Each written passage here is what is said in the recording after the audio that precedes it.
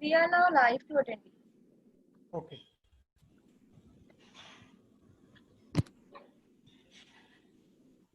ICA Pawan Mittal, Secretary Hisar Branch of NIRC of ICI, welcome you all on behalf of Hisar Branch of NIRC of ICI, respected senior member of the branch, and my young friends. Today we have with us CA Hansraj Chugji, Honorable Central Council Member, as a chief guest of this webinar, and very renowned faculty and guru of our profession, CA Dr. Girish Ahuja ji, as a guest speaker of the today's webinar. I welcome you, Chug sir, and also I welcome you, CA Dr. Girish Ahuja ji, sir. Topic of the today's webinar is Benami Provision Act 2016 and Section 168 to 169C of the Income Tax Act. Now, before inviting Ahuja sir, I would like to invite CA Asa Jain ji, chairperson of our branch, for her welcome address. Please, ma'am. Thank you, Pawanji. Good afternoon, Tax Guru CA Dr. Girish Ahuja ji, CA Hansraj Chugji, Chief Guest, the whole Managing Committee team, and all the members who have joined for today's webinar. I, CA Asha Jain, am honored to welcome the Tax Guru Girish Ahuja ji at a webinar of Hisar branch on the important topic, the Benami Prohibition Amendment Act 2016 and Section 68 to 69C of the Income Tax Act.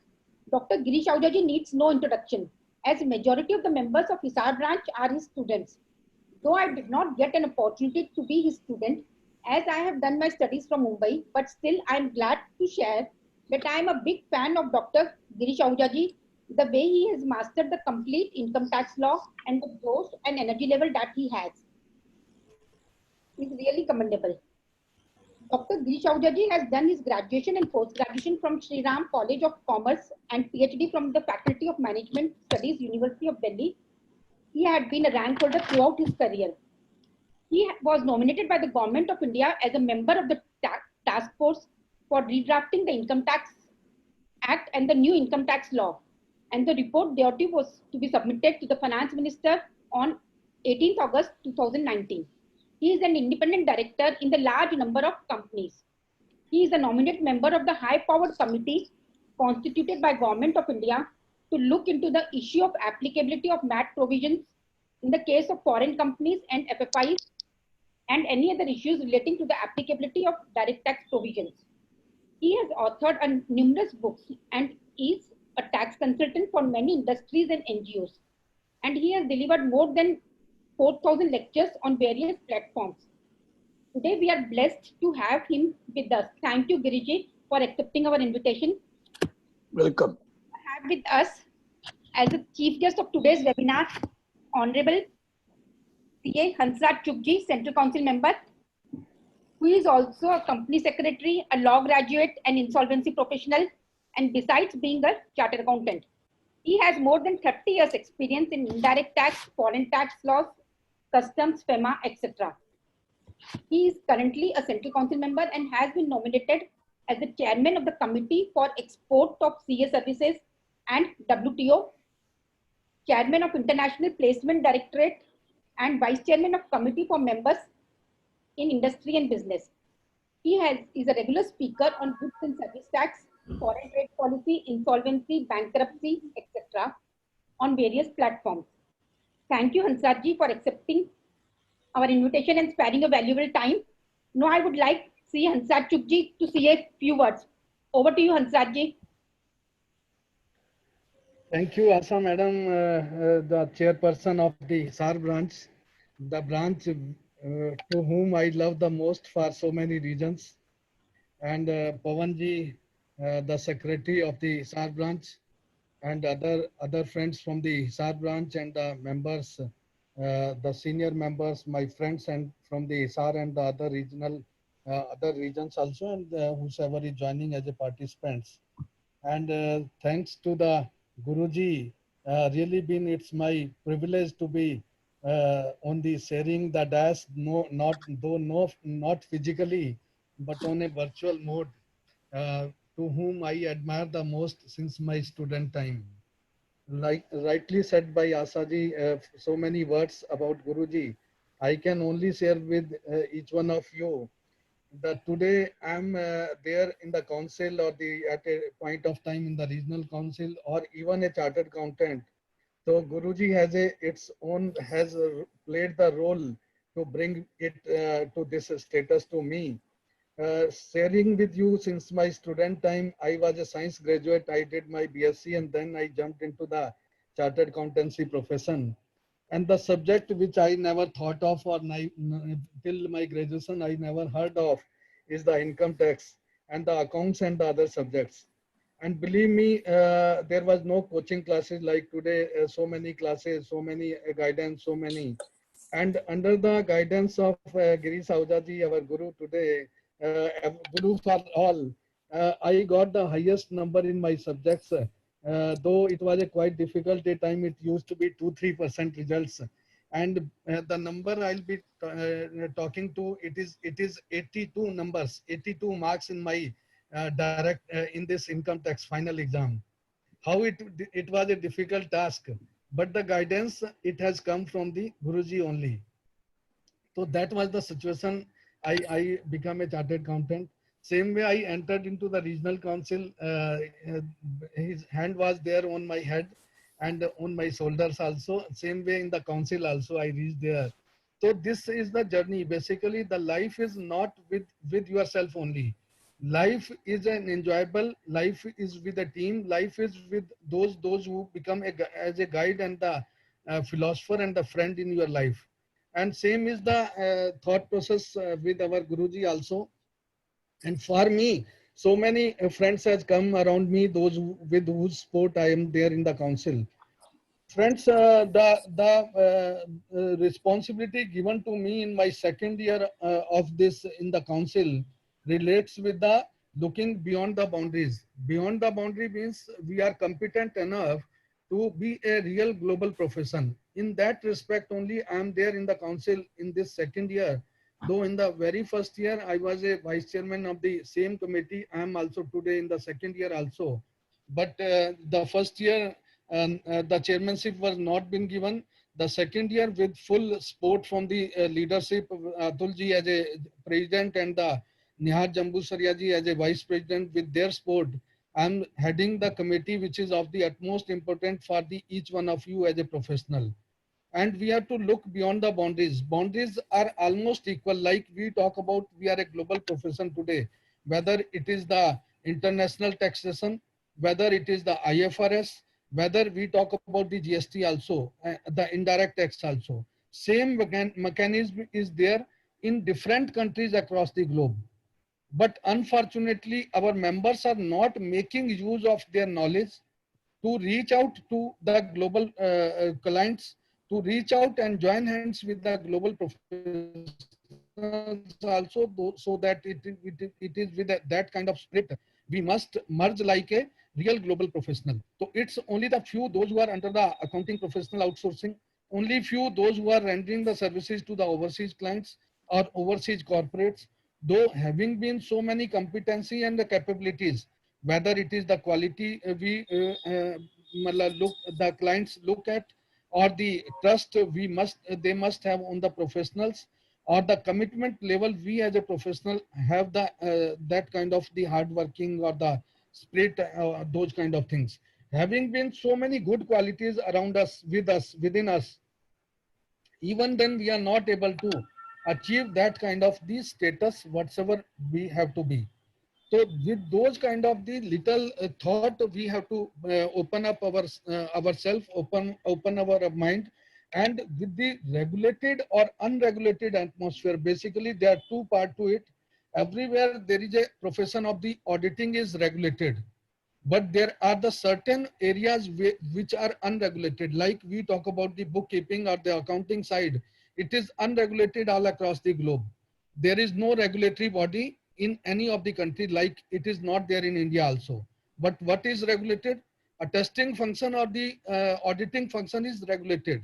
We cannot jump on there on the regulated functions, because it is unless until there is some kind of MRA or some kind of provisions of their own land of only law of the land permit us. But if we talk about the other areas for the financial and the accounting services, we talk about the taxation, indirect tax, financial services, merger acquisition, advisory services. These are open across the globe. So we must target, because today technology has on the way, technology has proven to be we are very close. Whether a person from the Hisar serve to a client sitting, those who is sitting there in Delhi, without and same way you can serve to the client sitting there in US also, because technology has advanced to a stage.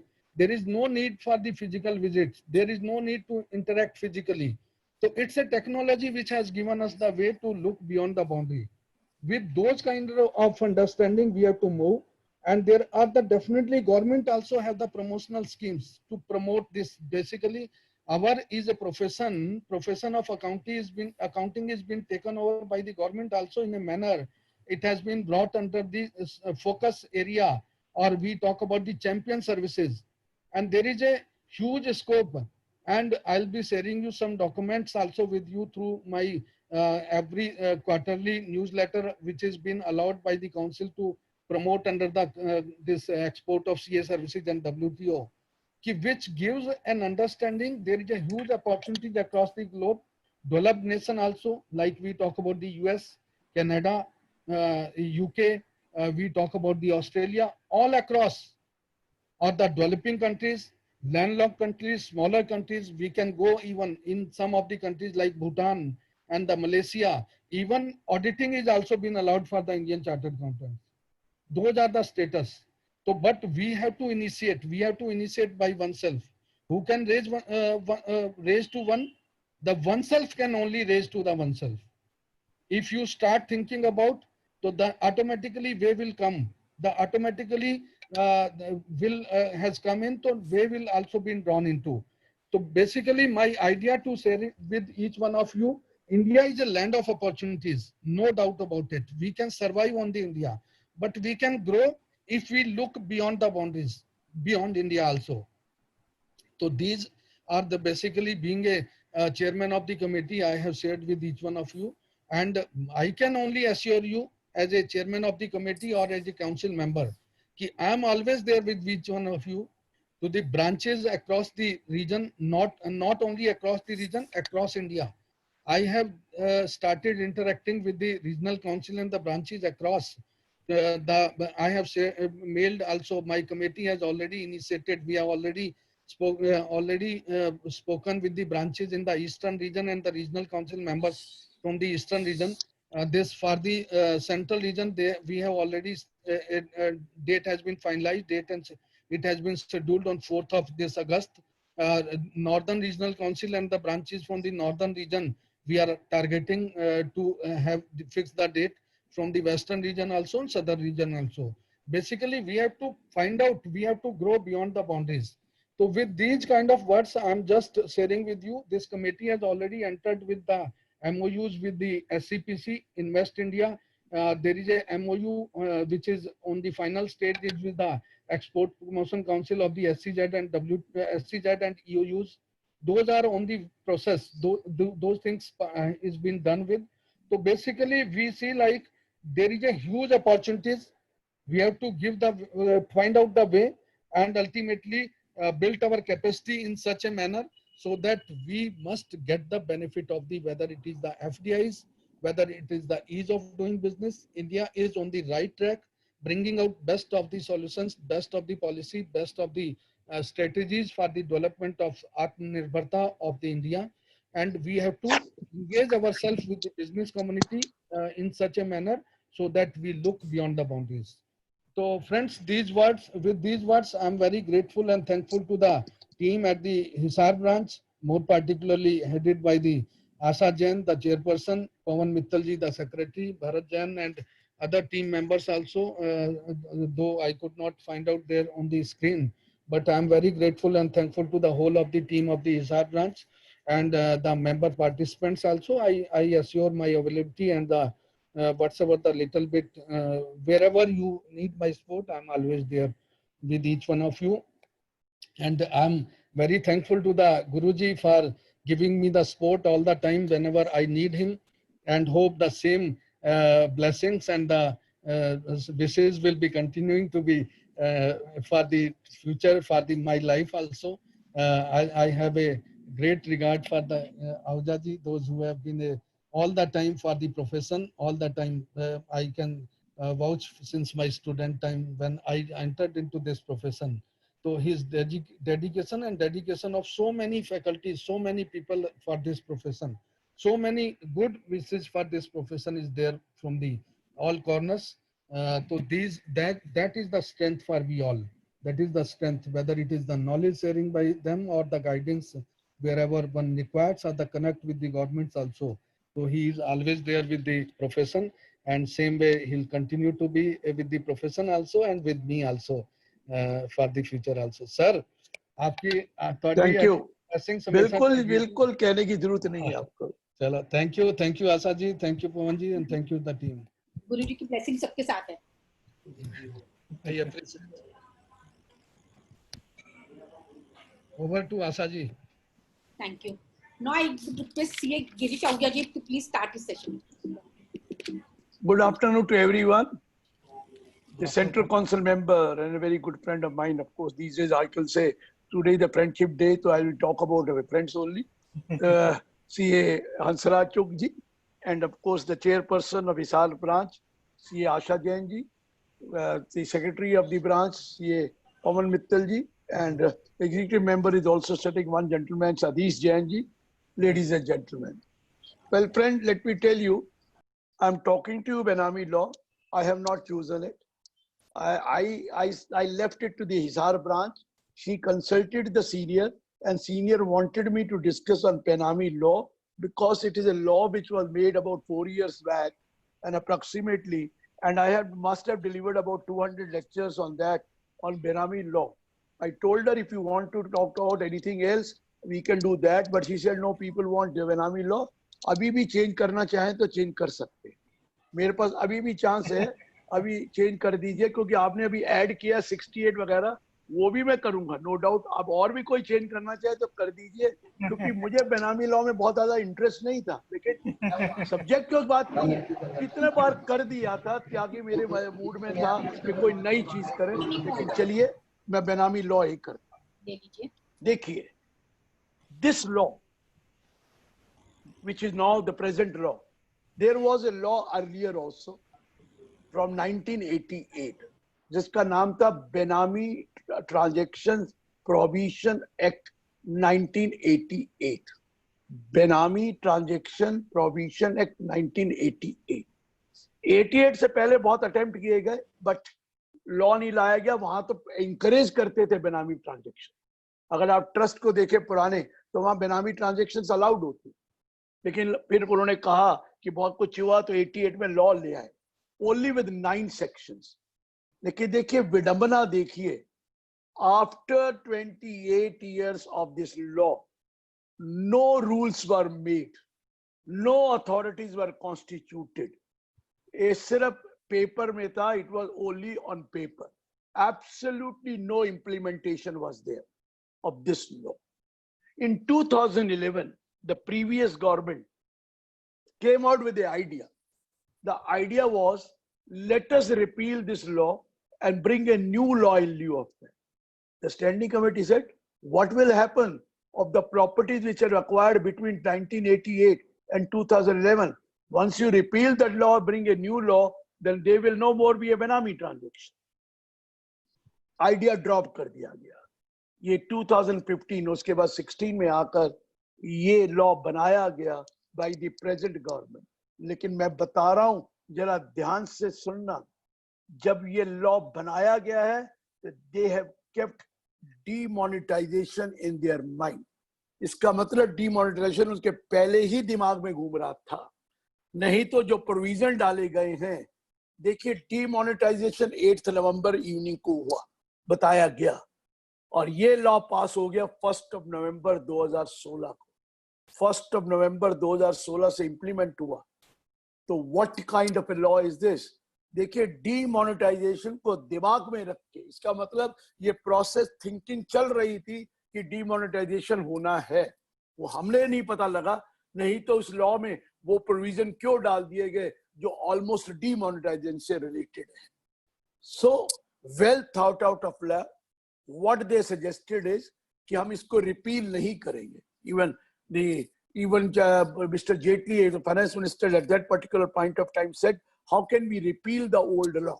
अगर old law repeal कर देंगे तो सारी transaction खत्म हो जाएंगी जो करी. ठीक है, पुरानी गवर्नमेंट ने वो लॉ नहीं बनाया, वो रूल्स नहीं बनाए, अथॉरिटी नहीं बनाई, तो एक बड़ा टेक्निकल वे कर दिया. That they have brought an amendment in the this act. Earlier there was only 9 sections, and they have introduced 63 amendments in the existing law. जो अभी भी लॉ का नाम 1988 ही है, लेकिन नाम चेंज कर दिया. मैं आ रहा हूँ, लेकिन मैं आपको बता रहा हूँ ये बड़ी प्लानिंग से 63 सेक्शन ऐड कर दिए गए. So 9 plus 63, there are 72 sections in the new law incorporated in there. And then उस वक्त लिखा था, ये एक्ट का नाम था, पहले नाम था बेनामी ट्रांजैक्शन प्रोहिबिशन एक्ट 1988. लेकिन जब अमेंडमेंट आई तो सेक्शन 6 में, और सॉरी सेक्शन 1 का सब सेक्शन 1 ही बदल दिया, उसका नाम ही बदल दिया. Now the name of the act is, this act may be called Prohibition of Benami Property Transaction Act 1988. Prohibition of Benami Property Transaction Act 1988. अब नाम बदल गया. पुराना नाम था Benami Transaction Prohibition Act 1988.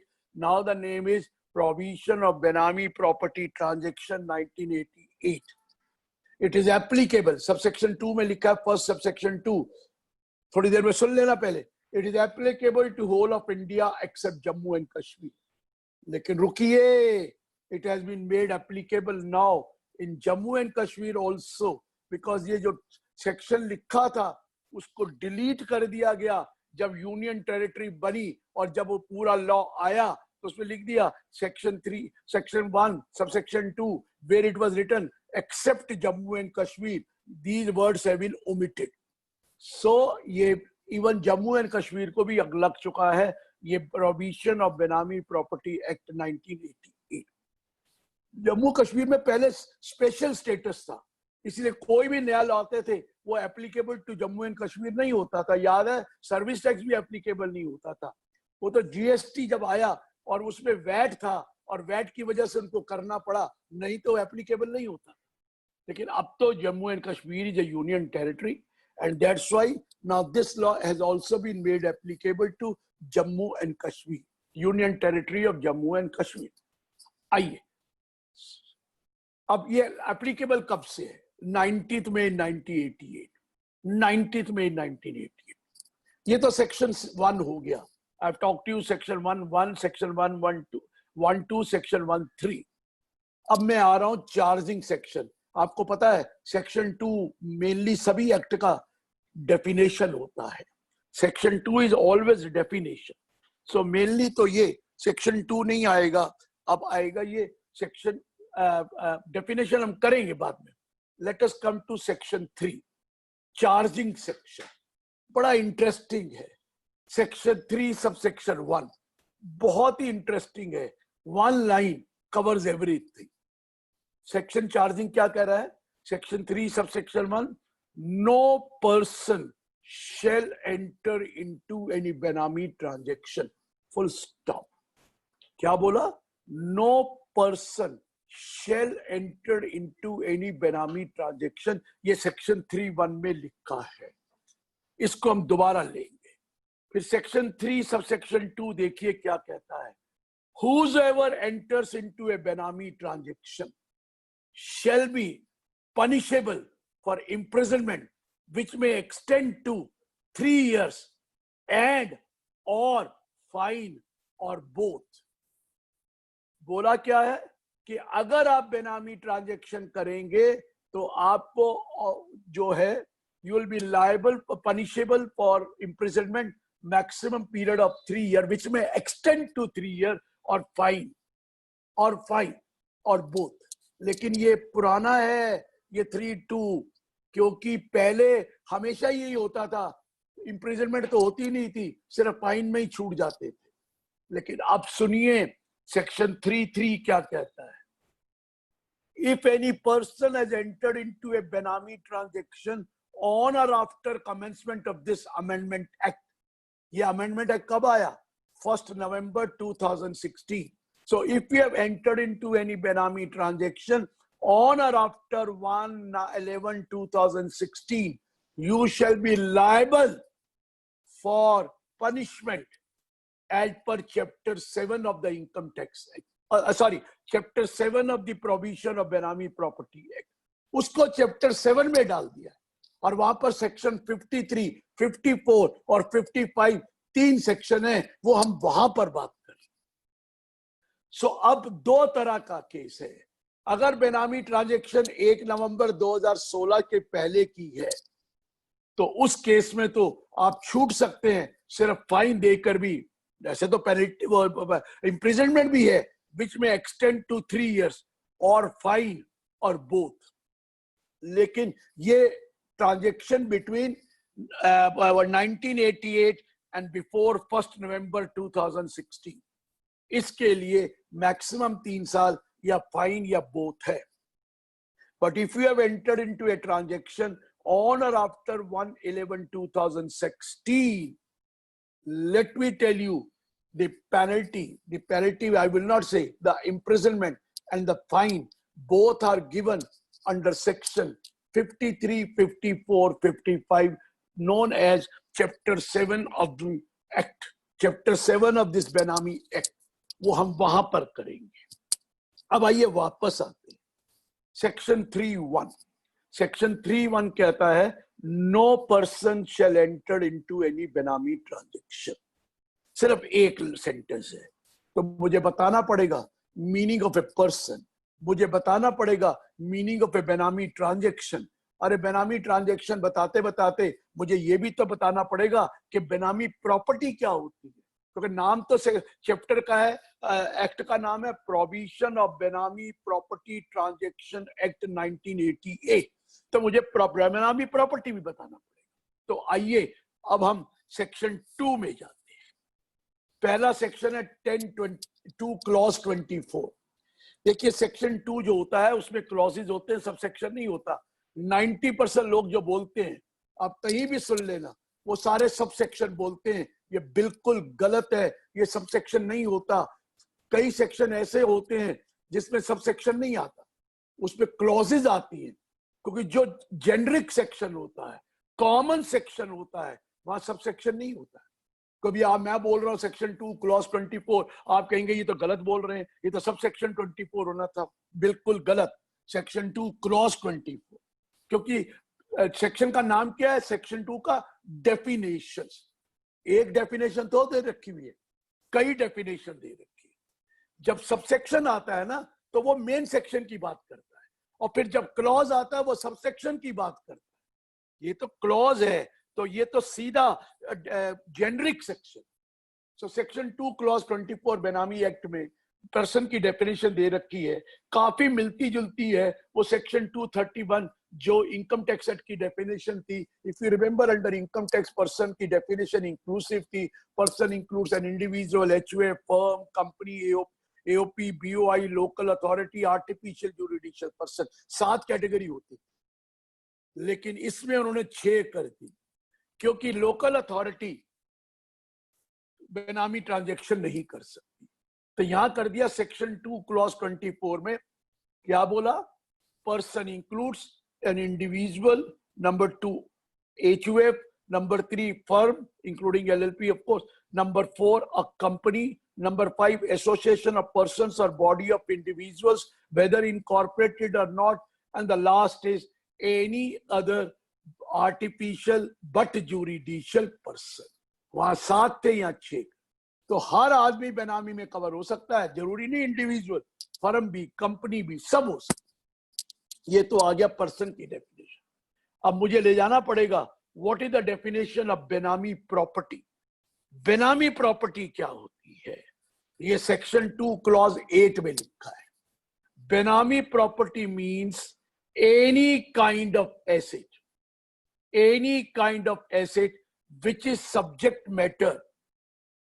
Any property means property, sorry, Benami property means property of any kind.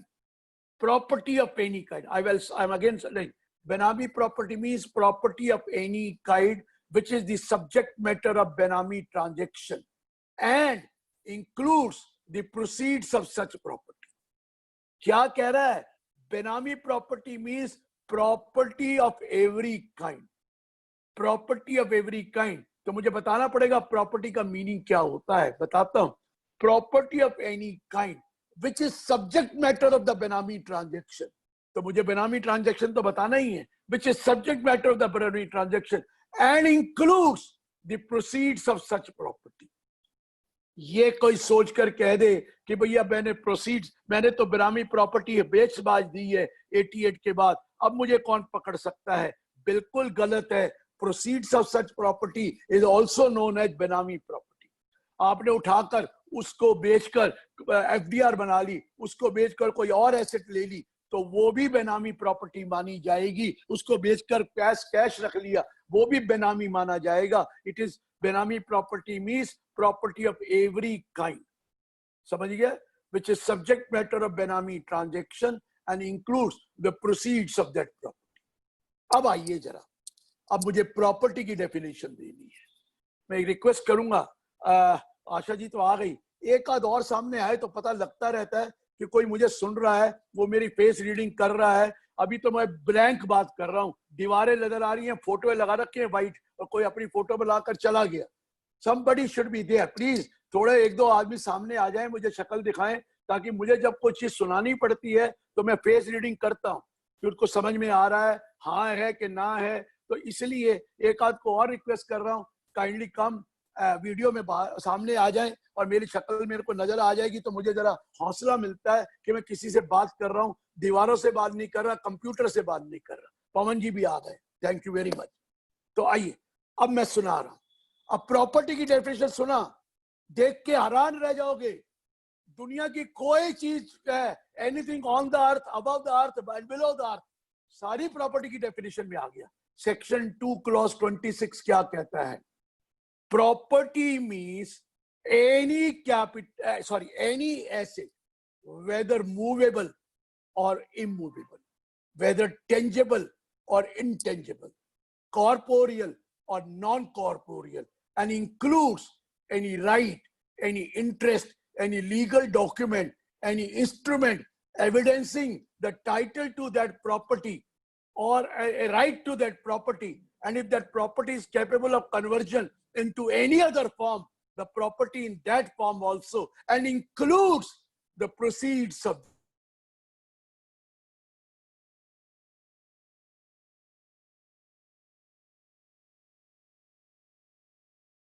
impression मारा, लेकिन अब ब्रेक करके. Property means any kind of asset, whether movable or immovable. बताने की जरूरत नहीं है कि movable asset और immovable क्या हो. मैंने एसेट बोला है, कैपिटल एसेट नहीं बोला है. एसेट वेदर मूवेबल और इमूवेबल, टेंजिबल और इनटेंजिबल. बताने की जरूरत नहीं है टेंजिबल क्या होता है और इनटेंजिबल क्या होता है. कॉर्पोरियल और नॉन कॉर्पोरियल. कॉर्पोरियल का मतलब ही वो जो टेंजिबल होती है, नॉन कॉर्पोरियल मीन्स जो टेंजिबल नहीं है. सो कॉर्पोरियल और नॉन कॉर्पोरियल. आगे सुनिए क्या करता है. And includes any rights, any interest, any legal document, any instrument evidencing the title to or interest in that property. तो सिंपल ये नहीं लेना, it includes any right in that asset, any right, any interest, any legal document, any instrument evidencing the title to that property. And if that property is capable of conversion into any other form, the property in that form also, and includes the proceeds of that property. तो कुछ तो छोड़ा नहीं, सारी definition आ गई. हर तरह की asset, movable, immovable, tangible, intangible, corporate, non corporate, interest, right, legal document और instrument evidencing the title to और इंटरेस्ट एंड प्रॉपर्टी, सबको कवर कर दिया. ये प्रॉपर्टी की डेफिनेशन है. सो मैंने आपको बोला नो पर्सन, मैंने पर्सन बता दिया. shall enter into any बेनामी ट्रांजेक्शन। मैंने बेनामी प्रॉपर्टी बता दिया और प्रॉपर्टी की डेफिनेशन बता दिया। अब तो मेन सेक्शन में आ रहे हैं, बेनामी ट्रांजैक्शन क्या होती है। ये समझ में आ गया तो 90% चीजें तो समझ में आ जाएगी, लेकिन दिल नहीं करेगा समझने का, क्योंकि दिल तो करेगा मैं बच जाऊं किसी तरीके से। जैसे जैसे मैं पढ़ूंगा हर आदमी ये सोचता रहेगा कि मैं यहां फंस गया या बच गया, मैं फंस गया या बच गया, ये मेरी प्रॉपर्टी बेनामी है या नहीं है, ये सोचते रह जाओगे। आइए हम शुरू करते हैं, जरा ध्यान से सुनना। ये लोगों को बड़ी मिस्टेक है, लोग कहते हैं सेक्शन 2 सबसेक्शन 9 क्लॉज ए। जी नहीं, मैं बोलूंगा सेक्शन 2 क्लॉज 9 सब क्लॉज ए। सब क्लॉज ए नहीं है, 4 सब क्लॉजेस हैं, capital A, capital B, capital C, capital D, ये 4 सब क्लॉजेस हैं। और जो पहली क्लॉज है सेक्शन 2 क्लॉज 9 सब क्लॉज ए, उसमें 4 आइटम्स हैं।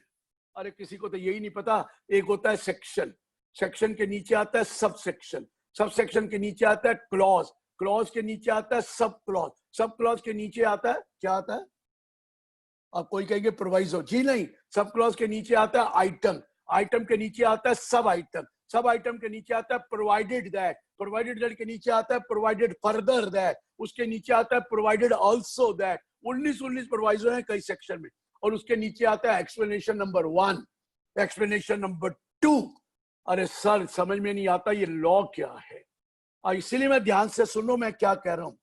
Section 2 clause 19 sub clause A, capital A, क्योंकि उसके सब क्लॉज ए के नीचे small A B C D भी लिखा हुआ है, बीमारी स्मॉल भी लिखा हुआ है, तो इसलिए पहले सुन लेना मैं क्या कह रहा हूं। सेक्शन 2 क्लॉज 19 सब क्लॉज 4 हैं, capital A, capital B, capital C, capital D.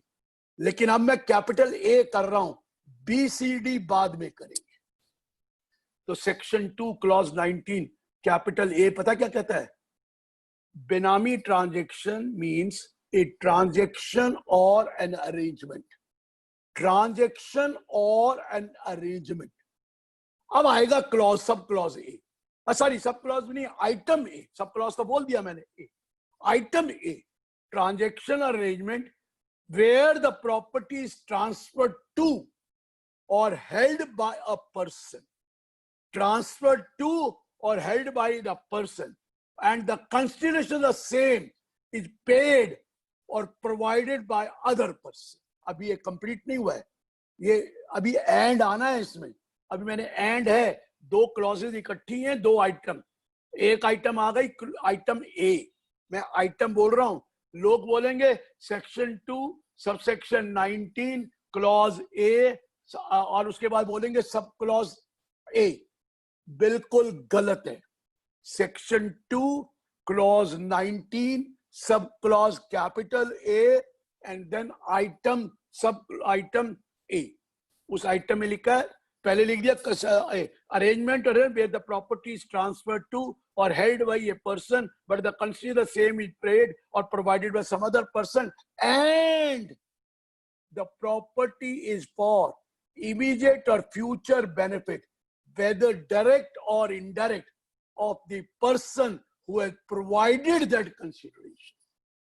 Sir clause A में बहुत 2 चीजें हैं, जो सब क्लॉज ए बोला, मेन सब क्लॉज ए कैपिटल, दोनों कंडीशन सेटिस्फाई करनी है। क्या कि एक तो प्रॉपर्टी इज ट्रांसफर्ड टू, मैंने उसको दे दी, और held by a person and the consideration the same is paid or provided by other person। मैंने एक प्रॉपर्टी मनोज जी के नाम पे खरीद ली या पवन जी के नाम पे खरीद ली, पवन जी तो है ही नहीं, अब तो मेरे को किसी और के नाम खरीदनी पड़ेगी। ये मिस्टर जेंटलमैन जैन साहब हैं, कोई इनका नाम है अधीश जैन होंगे शायद, तो अधीश जैन के नाम पे खरीद ली। I have transferred the property to Adhish or Adish holds that property, he holds that property, but the consideration the same is paid or provided by me। मैंने कंसीडरेशन दिया, पेमेंट करी, लेकिन नाम किसके लिए ली? अधीश जैन के नाम ली, या मैंने उसने होल्ड करी, तब भी ये बेनामी नहीं है. And this property should be for immediate और future benefit, whether direct or indirect, of the person who has paid or provided that consideration.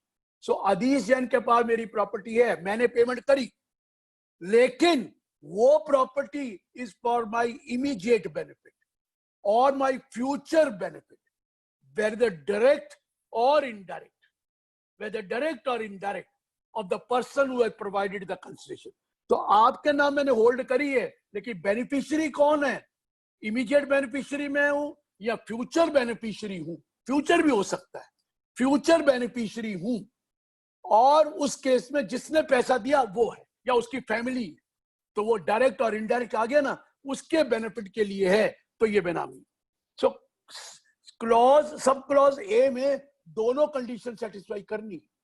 जब मैं बी और सी और डी में आऊंगा, वहां पर ये बेनिफिशियरी क्लॉज नहीं है कि for the benefit of the person who has paid that payment, ऐसा नहीं है. वो सिर्फ एक में ही है. कौन से में है? अरेंजमेंट और वो sorry it is an what you call it is agreement or arrangement.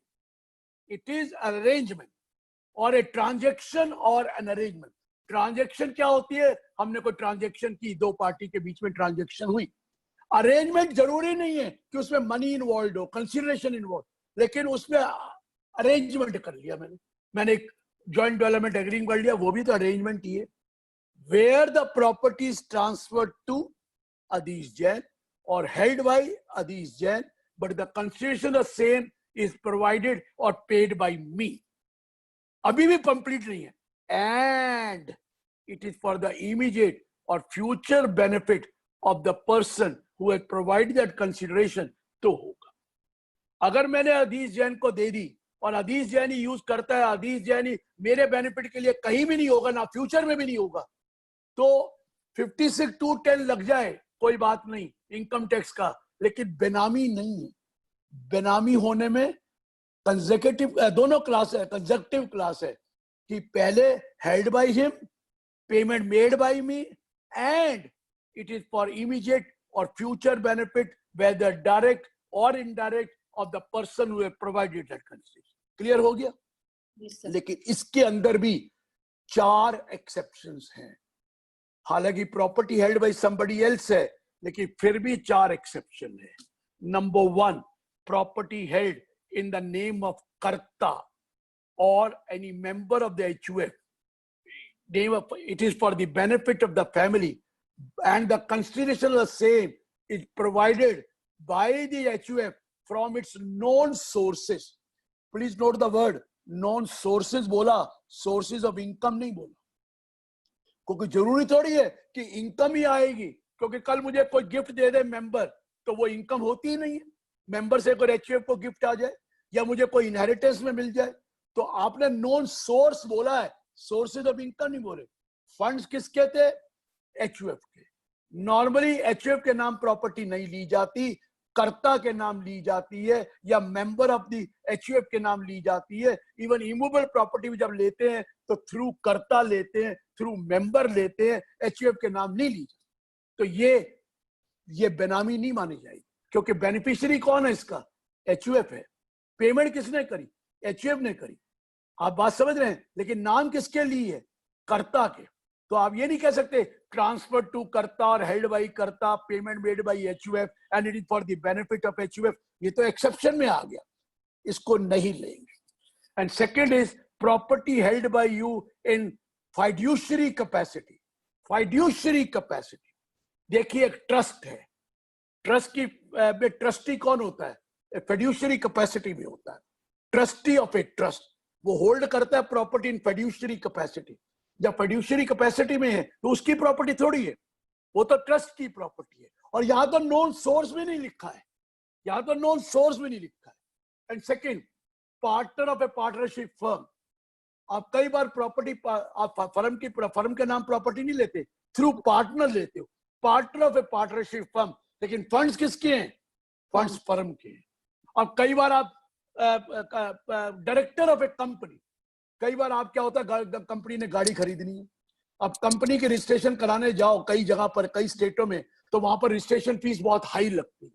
लेकिन अगर इंडिविजुअल के नाम कराओ तो रजिस्ट्रेशन फीस बड़ी कम होती है। तो लोग क्या करते हैं, डायरेक्टर के नाम ले लेते हैं। तो ये कहते हैं फिड्यूशियरी कैपेसिटी है, डायरेक्टर के नाम पे लेना कोई प्रॉब्लम नहीं है। एग्जीक्यूटर, अरे विल लिख दी और विल में एग्जीक्यूटर बना दिया मुझे कि उसके मरने के बाद मैं वो प्रॉपर्टी को एग्जीक्यूट कर दूंगा। जब वो एग्जीक्यूटर में बना तो प्रॉपर्टी तो मेरे हाथ में आ गई, लेकिन मैं ओनर थोड़ी हूं, मैं तो एग्जीक्यूटर हूं। तो वो भी फिड्यूशियरी कैपेसिटी है, वो भी फिड्यूशियरी कैपेसिटी है। और एनी अदर विच में भी प्रिस्क्राइब, अरे आपके शेयर डीमैट में, डीमैट अपने अकाउंट खोल रखा है, शेयर है, होल्डर ऑफ द शेयर कौन है? डीमैट, डीमैट वाले हैं, लेकिन आप कौन है? बेनिफिशियरी आप हैं, वो थोड़ी है। तो डीमैट कंपनी और डीमैट वाला holding the shares in fiduciary capacity on our behalf. तो जो फिड्यूशियरी कैपेसिटी में है उस केस में नोन सोर्स भी नहीं लिखा। अरे डीमैट वालों को क्या पता मैंने कच्चे के पैसे दिए कि पक्के के पैसे दे दिया, उसको क्यों रिस्पॉन्सिबिलिटी बना दे? वहां नोन सोर्स नहीं लिखा है। अरे ट्रस्ट का मुझे ट्रस्टी बना दिया, मुझे क्या पता ट्रस्ट को जो प्रॉपर्टी दी वो कच्चे की थी, पक्के की थी या नंबर 2 की थी, हाउ डू आई नो? तो इसलिए यहाँ सोर्स नोन नहीं लिखा है। अब एग्जीक्यूटर है, मुझे कहा गया मेरे मरने, एक्स ने कहा मेरे इसके मरने के बाद मुझे बना दिया एग्जीक्यूटर, मुझे क्या पता जो उसका डिजीज्ड है उसने प्रॉपर्टी नॉन सोर्स से कमाई थी या अननोन सोर्स से कमाई थी, तो मुझे तो नहीं पता ना। I am a trustee only, so वहां पर नॉन सोर्स नहीं है। Number 3, property held in the name of spouse और any child of the individual. देखिए पुराने एक्ट में 2016 से पहले वाले एक्ट में था property held in the name of wife और अनमैरिड डॉटर, और अनमैरिड डॉटर।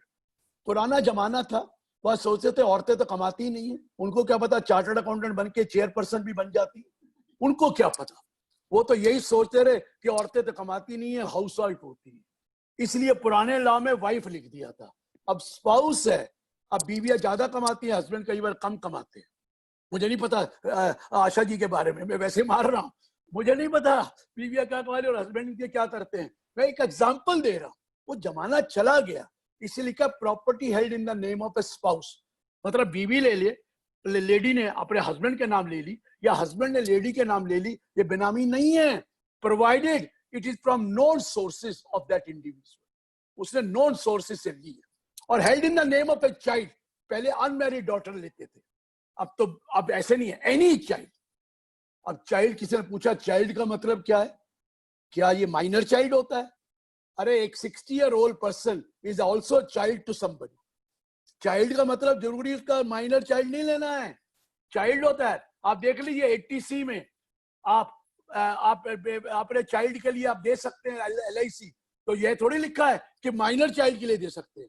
80 साल का भी है, डिपेंडेंट है कि नहीं है, अगर उसकी माँ जिंदा है तो दे सकती है। तो वो मेरा child of the individual. Child can be major, child can be minor, child can be male, child can be female, child can be married, child can be unmarried, child can be adopted, child can be natural, adopted under adoption act, वो भी होगा। और बताऊं child के बारे में, child can be legitimate और child can be illegitimate। Children कभी illegitimate नहीं होते, it is the relationship with the parents which are illegitimate। Children कभी illegitimate नहीं होते, parents के relationship illegitimate होते। और हमारी कंट्री में तो रिवाज है, यहाँ बच्चे नर्सिंग होम में पैदा होते हैं और बाप कोर्ट में पैदा होता है। बाप कोर्ट में पैदा हुआ था, पता है ना कौन सा बाप कोर्ट में पैदा हुआ था? नारायण दत्त तिवारी साहब कोर्ट में पैदा हुए, क्योंकि वहां पर DNA के लिए कह दिया गया, तो वो कहता है हाँ मैं ही इसका बाप। आप समझ रहे हैं, बाप आजकल कोर्ट में पैदा होते हैं, ध्यान रखना, बाप कोर्ट में भी पैदा हो सकते हैं, बच्चे तो नर्सिंग होम में पैदा होते हैं। तो ये जो है ना इलेजिटिमेट चाइल्ड भी कवर्ड है। हालांकि उसके बाप, बेटे को बाप का प्यार नहीं था कि भाई नारायण दत्त तिवारी मेरे बाप हो गए, उनको तो प्यार था बाप के पैसे के ऊपर, करोड़ों अरबों रुपया नारायण दत्त तिवारी का उसको मिल जाना था। क्या मिला? वो भी मर गया बेचारा, उसको उसका भी मर्डर हो गया, आपको पता ही है। पैसा कोई साथ में नहीं लेके जाएगा, पैसा सब यहीं छोड़ देंगे। तो भगवान से प्रार्थना करो, अच्छे काम करो, अच्छे आचरण रहे तो ठीक रहेगा।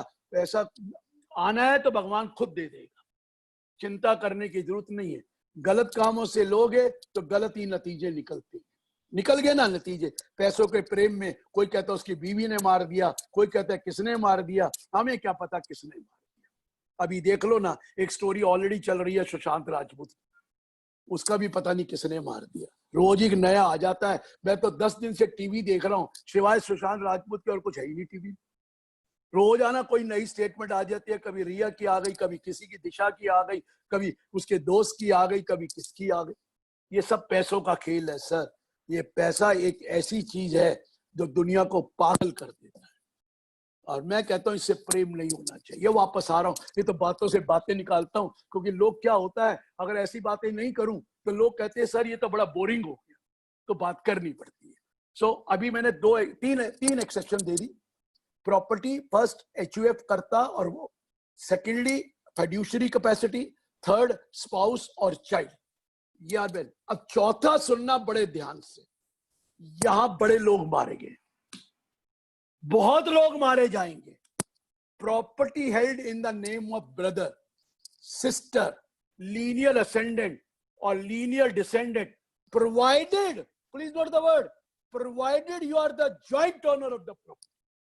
अधीश जी जरा ध्यान से सुनिए, जब लोग एक छोटे जगह से लोग आता है, सीए करके दिल्ली आ गया, या छोटे जगह से कोई बड़ा आदमी बन जाता है, राजपूत जैसे बन गया, तो वो क्या करता है, वो दिखाता है कि मैंने बड़े अच्छे पैसे कमाए हैं, बाप के नाम पे प्रॉपर्टी ले ली, अपने गांव में बाप के नाम पे ले, माँ के नाम पे ले, ये सोचकर कि माँ बाप का तो मैं सेवक हूं, मैंने उनकी वजह से इतना पाया।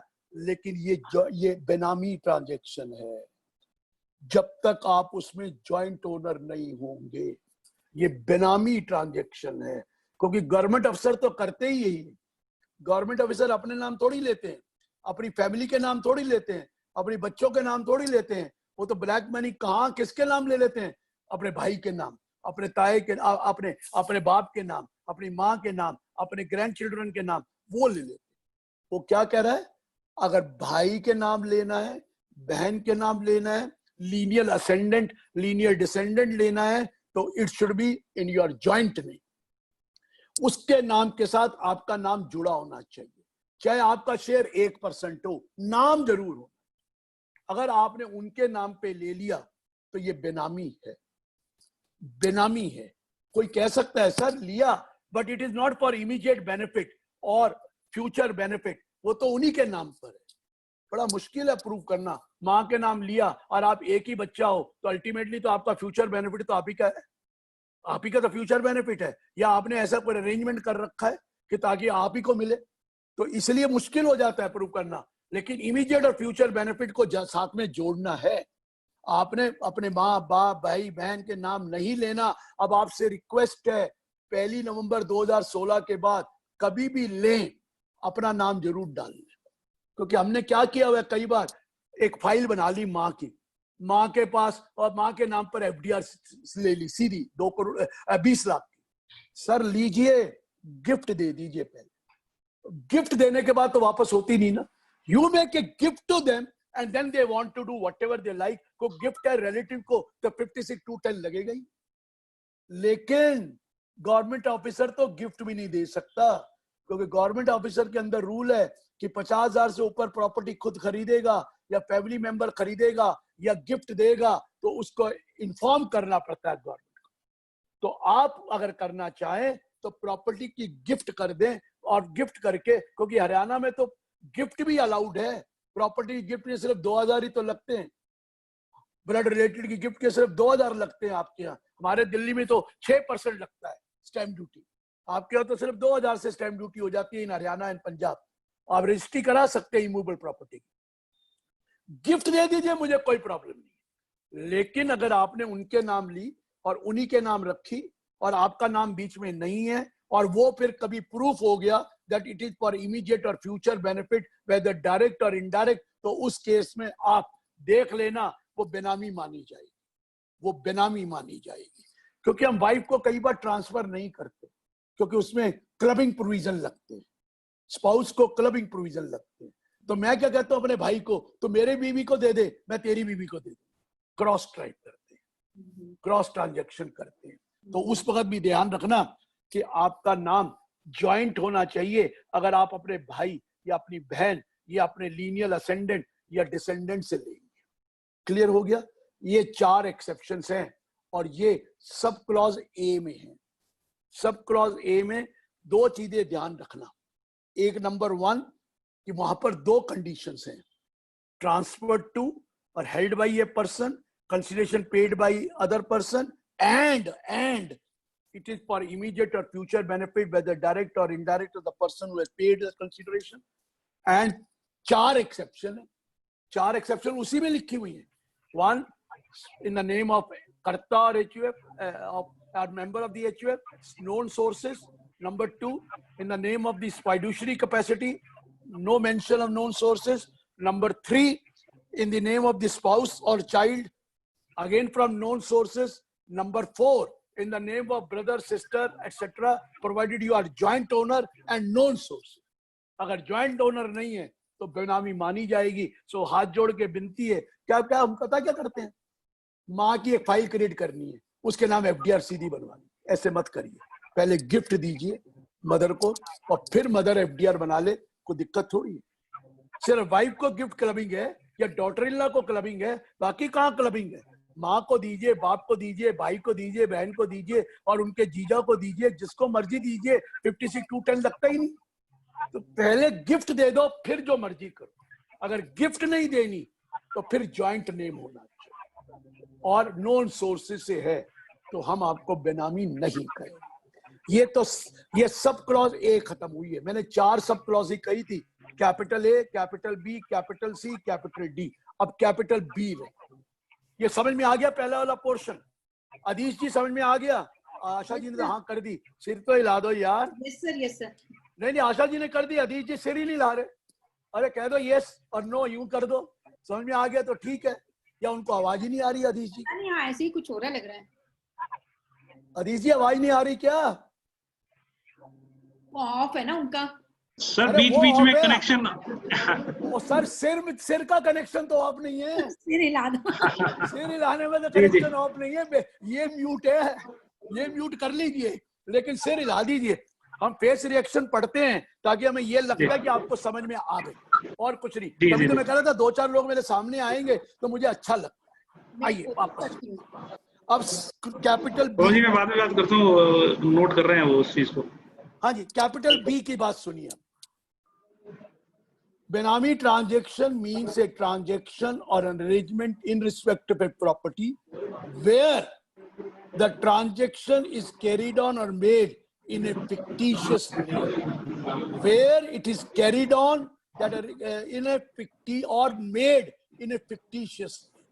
आपने कोई ट्रांजेक्शन करी है या अरेंजमेंट किया in respect of a property which is carried on और made in a fictitious name. वो आदमी एग्जिस्ट ही नहीं करता है। रामलाल श्यामलाल के नाम पर आपने ज्वेलरी खरीद ली, बोगस। कई बार खरीद लेते हैं रामलाल श्यामलाल। और अब तो गाड़ियां भी पहले खरीद लेते थे, अब तो गाड़ियों में मुश्किल आ गई, क्योंकि आप नई गाड़ी खरीदेंगे तो आपको पता है पैन नंबर वगैरह है। लेकिन अभी भी पुरानी गाड़ी 2 लाख से कम खरीदें तो पैन नंबर नहीं होता। तो वो चीजों का कह रहा है, you have bought a property in fictitious name. A transaction और अरेंजमेंट, प्रॉपर्टी का मतलब इमूवेबल नहीं है। मैंने प्रॉपर्टी का मतलब तो बड़ा वाइड बताया है। Movable, movable, tangible, intangible, corporeal, non corporeal, right, interest, instrument और legal document evidencing the title और इंटरेस्ट इन दैट प्रॉपर्टी। कुछ भी होगा, अगर वो है फिक्टिशियस नेम पे तो ये बेनामी नहीं मानी। इट इज अ बेनामी transaction, a transaction in a fictitious name. आइए अब क्लॉज सी में चलते हैं। बेनामी ट्रांजैक्शन इज ए ट्रांजैक्शन और arrangement where the owner of the property says, I am not aware, it is not in my knowledge that I am the owner of this property। ये तो रोज होता है। Demonetisation में भी तो यही हुआ है। लोगों ने पैसे जमा करा दिए अपने ड्राइवर के नाम पर, अपने एम्प्लॉय के नाम पर, अपनी मेड सर्वेंट के नाम पर, अपने दोस्तों के नाम पर, और जनधन अकाउंट में पैसे जमा करा।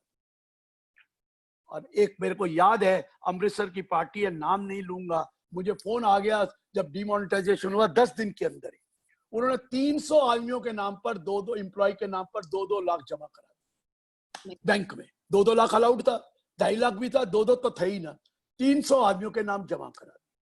वो बैंक वाले ने उसके पैसे जमा कराने के बाद बैंक वाले ने पैसे निकाल के भी दे दिए। वाह वंडरफुल, क्या अरेंजमेंट था। ये फेल कराने वाले तो बैंक वाले ही हैं, दे दिए। वो पता लग गया, इनकम डिपार्टमेंट से हो गया, सर्वे हुआ, उनको गया तो पूछा गया तो एम्प्लॉय ने स्टेटमेंट दी, सर हमें नहीं पता, हमारा तो आदत ही नहीं है, हमें तो पता ही नहीं, इन्होंने हमसे कोई कैश बैंक अकाउंट खोल लिया होगा, हमसे साइन करा लिए होंगे, we are not aware, it is not in my knowledge, I am the owner of that property, it is not in my knowledge. और ये हम तो पहले बहुत कुछ करा करते थे पुराने जमाने में। पुराने जमाने में एक स्टोरी सुनाऊं, मैं एक दिन बैठा था तो मेरी वाइफ सामने बैठी, तो मैंने एक चेक इशू करना था वाइफ के अकाउंट से, तो मैंने वाइफ को कहा जरा साइन कर दे, उसने साइन कर दिए। जब वो गया चेक तो डिसऑनर हो गया, सिग्नेचर्स वेरी, ये कैसे हो सकता है। बाद में आया जब मैंने अकाउंट खोला था, दुखी तो मैंने मारी हुई है, साइन तो मैंने ही करे हुए थे अपनी वाइफ के अकाउंट के। पहले तो यही होता था, अब आधार कार्ड आ गया, पैन आ गया, पहले कौन से आधार और पैन होते थे। ओ याद आया, ओहो ये तो साइन मेरे हैं, वाइफ के तो चलते ही नहीं है, original sign fail, duplicate sign पास।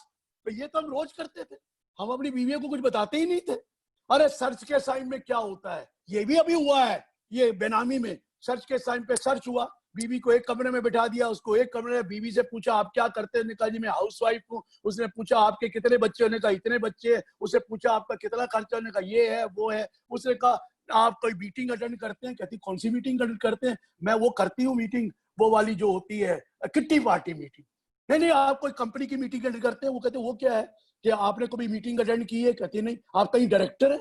मैं डायरेक्टर हूँ, मुझे तो कोई पता नहीं कि मैं कोई डायरेक्टर हूँ, मुझे नहीं पता मैं डायरेक्टर हूँ। आपको कोई सैलरी मिलती है, मुझे सैलरी मिलती है, मुझे तो आज तक इन्होंने एक पैसा नहीं दिया सैलरी का, ये कैसे हो सकता है। आप बताइए आप कहाँ का पार्टनर है, मैं पार्टनर हूँ, मुझे तो कभी बताया ही नहीं उन्होंने। और तो ऐसे केसेस में भी ये बेनामी है, क्योंकि स्टेटमेंट दे रही है वो बीवी ऑन ओथ सर्च के टाइम पे कि देखिए मैं कोई पार्टनर नहीं हूं, मेरे नाम पे कोई प्रॉपर्टी नहीं है, ये ज्वेलरी मेरी नहीं है। तो क्या करें, या आपके नाम पे ये है, मेरे नाम पे कुछ भी नहीं है, मेरे नाम पे तो कोई शेयर नहीं है। अरे वो कहेगा तुम्हारे नाम पे 5 करोड़ के शेयर है, तो मुझे तो पता नहीं। देखिए वो चीज अलग है कि आपने बताया और नॉन सोर्स से, तो वहां पर वो नहीं आता। लेकिन यहाँ तो स्टेटमेंट दे रही है, I am not aware, it is not in my knowledge. यहाँ तो बेनिफिट देखना ही नहीं है, I am not aware, it is not in my knowledge, I am the owner of that property. ऐसी स्टेटमेंटें आती हैं। और हमारे यहाँ तो जब रिवाज है कि बीवियों को छुपा कर रखते थे, जमाना बदल गया है। देखता तो याद एक ही रखता है, 50 साल के बाद बड़े बड़े महायोद्धा बीवी के आगे हाथ जोड़ने लग जाते हैं। 50 साल से पहले तो पता नहीं क्या क्या करते रहते हैं, 50 के बाद कहते हैं तू ही है, अब मुझे कोई नहीं पूछता। ना बच्चे पूछते, बच्चे बहुत कम है जो पूछते हैं, ये सोच के चलना। मैं सबको बता रहा हूँ, अगर किसी ने मोती दान दिए तो बच्चे पूछ लेंगे, नहीं तो बच्चे कोई नहीं पूछते। और लड़कियां फिर भी पूछ लेती हैं, लड़कों को तो फोन करना पड़ता है, बेटा तू ठीक है, कोई चाहिए तो नहीं तेरे को, अगर वो बाहर कहीं है तो। बच्चे बेटा कभी फोन नहीं करता, बेटियां तो फिर भी कर लेती है, शादीशुदा बेटियां भी कर लेती हैं, लेकिन बेटे आजकल के पता है आपको क्या है। तो मैं इसलिए कह रहा हूँ, एक बीवी को तो बीवी वो पूछती है और तो कोई पूछता नहीं है, तो उसको तो कम से कम बता दो तुम्हारे पास क्या है, क्यों फंस जाओगे, क्यों बेनामी ट्रांजैक्शन में रगड़े में आ जाओगे। तो ये वाला मैंने बताया example, that the owner of the property says I am not aware, it is not in my knowledge. तो ये बेनामी में इसलिए भी किया गया, डिमोनेटाइजेशन में लोगों के अकाउंट आपने जो खुलवा दिए और उसपे पैसे जमा करवा दिए और उसमें आपने पैसे बाद में निकाल लिए, वो सारे के सारे यही कह रहे हैं I am not aware, it's not in my knowledge, क्योंकि फंस जाएंगे वो, इसलिए वो इनको कह रहे हैं। तो वो प्रॉपर्टी भी, पैसा भी गया और जेल भी जाना पड़ेगा।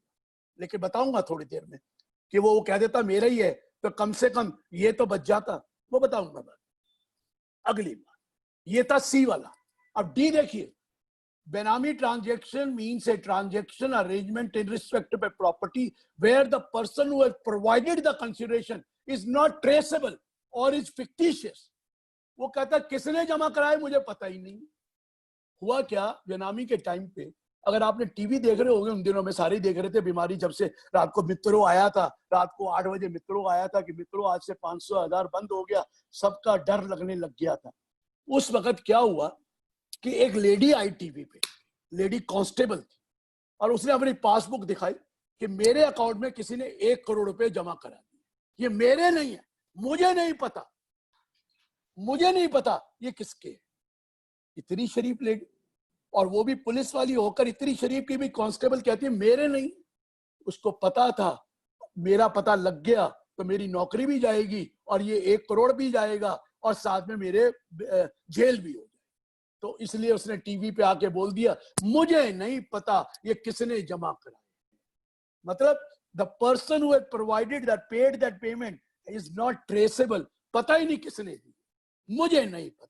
कई बार आप कहते हैं ना, कई बार एम्प्लॉय को भेज देते हैं या किसी को भेज देते हैं, ये पैसे लेके चले जाओ, गाड़ी पकड़ी जाती है, रास्ते में पैसे पकड़े जाते हैं, इनकम टैक्स वालों ने पकड़ लिया, बताओ ये 2 करोड़ रुपया तुम गाड़ी में ले जा रहे हो, किसका है? कहता जी मैं तो कंड्यूट हूं, मुझे नहीं पता किसका है, मुझे तो कहा गया था इसको छोड़ाओ, आपको 2,000 रुपए दे देंगे, अब 10,000 दे देंगे या 50,000 रुपए दे देंगे, इस गाड़ी को छोड़कर वहां दे, मुझे नहीं पता सर किसका है। तो ये पैसा तो जाएगा ही जाएगा, ये तो जाएगा ही जाएगा, because the person who has provided और paid the consideration is not traceable. या तो बताइए किसका है, नहीं बताएंगे तो कैटेगरी डी में आ जाएंगे। कई वो नोट पकड़े गए थे बेनामी के टाइम पे, अगर याद हो तो, कई कुछ पकड़ा गया था और अभी भी पकड़ा जाता है। आपको पता नहीं है, जब आजकल तो एयरलाइन बंद है क्योंकि जी चल रहा है, एयरलाइन में जाओ ना तो एयर इंटेलिजेंस यूनिट होती है, आप सोचते हो मैं अपने बैग में पैसा ले जा रहा हूं क्योंकि उसमें लिखा होता है नकदी और ज्वेलरी अलाउड है, लेकिन आपको नहीं पता, सिक्योरिटी वाले जब देख लेते हैं ना इसमें पैसा पड़ा है तो वहां इनकम टैक्स डिपार्टमेंट वाले बैठे होते हैं, उनको इन्फॉर्म कर देते हैं, वो आपको रोकते नहीं है, आपको जाने देते हैं। आप सोचते हो कि मेरा कुछ पता ही नहीं लगा किसी को, आप चले गए और जहां आप उतरते हैं वहीं आपको पकड़ लेंगे। जहां आप बॉम्बे जा रहे तो बॉम्बे पकड़ लेंगे, ला दिखाइए ये बैग में क्या है, क्या सोर्स है, क्या ज्वेलरी का सोर्स है, बताइए। आप बात समझ रहे हैं? ये रोज होता है, इसे कहते हैं एयर इंटेलिजेंस यूनिट। ये सब एयरपोर्ट्स पे हैं, इनकम टैक्स की ऑफिस बैठा होता है, सिक्योरिटी वालों से बात करते हैं और वो भी वो देखते रहते हैं, जो वो सीसीटीवी लगा होता है। तो बी केयरफुल कि ये चीजें बहुत इंपॉर्टेंट हैं। तो ये 4 केसेस हो गए बेनामी ट्रांजैक्शन, क्लियर हो गए। Capital A transfer to held by and for immediate और future benefit. Capital B fictitious name. Capital C, that owner of the property says I'm not aware, it is not my knowledge that I'm the owner of that property. And capital D, that you say that the person who had provided or paid that is not traceable. तो ये चारों case बेनामी transaction माने जाते हैं। अगर ये बेनामी ट्रांजैक्शन है तो फिर एक अब ध्यान से सुनना, कल भी बताया था, आशा जी को शायद याद हो, सेक्शन 2 क्लॉज 9 के नीचे एक एक्सप्लेनेशन डाल रखी है। मैं उसको एक्सप्लेनेशन पहले जो लॉ की तरह लिखा वैसे लिखूंगा, फिर बोलूंगा जो उल्टा करेंगे। वो लिखता है where there is a part performance of the contract under section 53 of the Transfer of Property Act, it will not be called Benami transaction if the following conditions are satisfied. If following conditions are satisfied, it will not be called Benami. अब मैं इसको उल्टा बोलता हूँ, where there is a part performance of contract under section 53 of the Transfer of Property Act, it will be called Benami transaction. मैं उल्टा बोल रहा हूँ, it will be called Benami transaction if the following conditions are not satisfied. मैंने लिख दिया not satisfied, वहां लिखा था satisfied है तो बेनामी नहीं माना जाएगा, not satisfied है तो बेनामी माना। क्या कंडीशन है? There must be a contract. जो immovable property बेचे, there must be agreement to sell.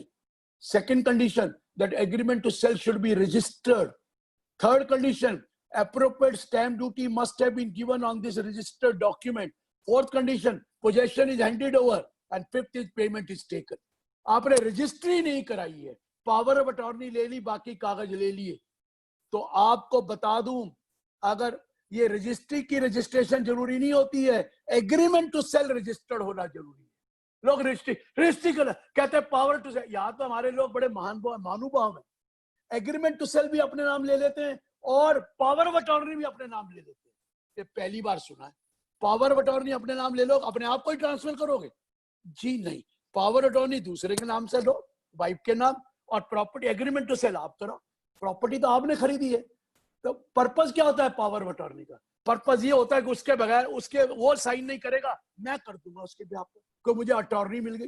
लेकिन पावर अटॉर्नी रजिस्टर्ड की बात नहीं कर रहा, agreement to sale should be registered. नहीं तो ये बेनामी ट्रांजैक्शन मानी जाएगी अगर आपने रजिस्ट्री नहीं कराई, या तो रजिस्ट्री करा के खरीदी, नहीं तो सिर्फ पोजेशन ले लिया और कुछ कागज ले लिए तो बेनामी है, जब तक चारों कंडीशन सेटिस्फाई ना करो। Number 1, there should be agreement which should be in writing, agreement to sell, it should be registered, appropriate stamp duty must have been paid, possession is handed over, payment received, but registration not done. ये सब condition है तो बेनामी नहीं है, ये condition नहीं है तो बेनामी मानी जाएगी। तो इसलिए मैं बार बार बोल रहा हूं, वो जमाने चले गए पावर ऑफ अटर्नी के, अब तो रजिस्ट्रेशन करना जरूरी है, नहीं तो इनकम टैक्स ना चाहे कुछ ना कहे, अब तो इनकम टैक्स में भी आ गया है, क्योंकि बलबीर सिंह मैनी की जजमेंट आ गई है, रंजीता कौर की जजमेंट आ गई है, पंजाब हरियाणा हाई कोर्ट की तो पहले से ही जजमेंट थी, CS अटवाल की कि रजिस्ट्रेशन ऑफ डॉक्यूमेंट मस्ट है, लेकिन अब तो लॉ बन गया है। इसलिए हाथ जोड़ के विनती है, अगर एग्रीमेंट टू सेल रजिस्टर्ड नहीं आ तो पोजेशन मत लेना, पोजेशन मत लेना जब तक रजिस्ट्री ना कराओ। पोजेशन ले लिया और आप रहने लग गए तो वो क्या माना जाएगा? बेनामी प्रॉपर्टी, बेनामी प्रॉपर्टी। तो ये सेक्शन 2 क्लॉज 9 में एक्सप्लेनेशन। तो लीजिए, ये मैंने कर दिया थर्ड सेक्शन। अब मैंने बोला 3(2) में बोला, अगर तो 1 नवंबर 2016 से पहले की ट्रांजैक्शन है तो मैक्सिमम पेनल्टी इम्प्रिजनमेंट 3 साल का है और फाइन और बोथ। लेकिन अगर 1 नवंबर के बाद कोई बेनामी ट्रांजैक्शन की है तो उस केस में हम चैप्टर 7 में इम्प्रिजनमेंट के पोजीशन बताएंगे और फाइन बताएंगे, वो थोड़ी देर में बताऊंगा। क्लियर हो गया? अब एक और बात, एक बार बेनामीदार की प्रॉपर्टी चली गई, आप उसको रीट्रांसफर कर ही नहीं सकते अपने नाम, या किसी और के नाम करा ही नहीं सकते। आपने प्रॉपर्टी X के नाम खरीद ली, अब रीट्रांसफर करेंगे तो नल एंड वाइड है, रीट्रांसफर टू यू और any person named by you, वो नल एंड वाइड है। Once Benami, always Benami. Once Benami, forever Benami. You cannot retransfer that. ये section 5 में लिखा है, section 5 of the Benami Property Act में लिखा है। 4 में तो लिखा है कि डिफेंस नहीं ले सकते, और 6 में लिखा है, और 7 में सॉरी, प्रॉपर्टी कन्फिस्केट कर ली जाए। और जरा ध्यान से सुनना, ओल्ड एक्ट में लिखा था प्रॉपर्टी एक्वायर कर ली जाएगी, अब कन्फिस्केट किया जाता है। रीजन क्या है? जब प्रॉपर्टी एक्विजिशन होती है उसमें कंपनसेशन दी जाती है, नॉर्मली कंपनसेशन होती है, लेकिन जब कन्फिस्केशन होती है तो उसमें कंपनसेशन नहीं होती। तो पहले लॉ गलत बन गया था, वहां उन्होंने एक्विजिशन लिख दिया था बिफोर 1 नवंबर 2016, अब कन्फिस्केशन लिख दिया कि वो प्रॉपर्टी एक्वायर कर ली जाए, and it will vest with the government. With whom? Which government? Central government.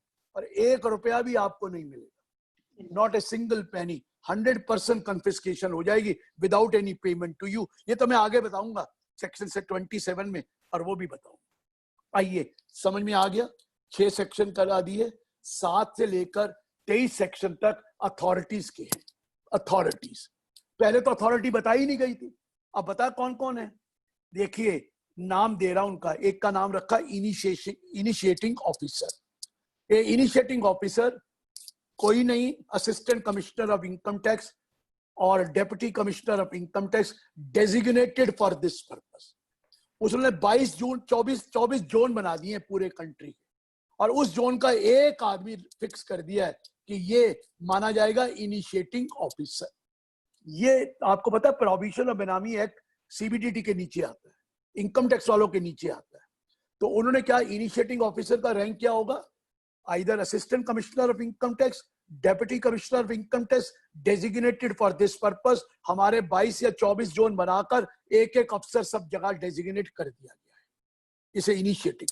दूसरा है अप्रूविंग अथॉरिटी।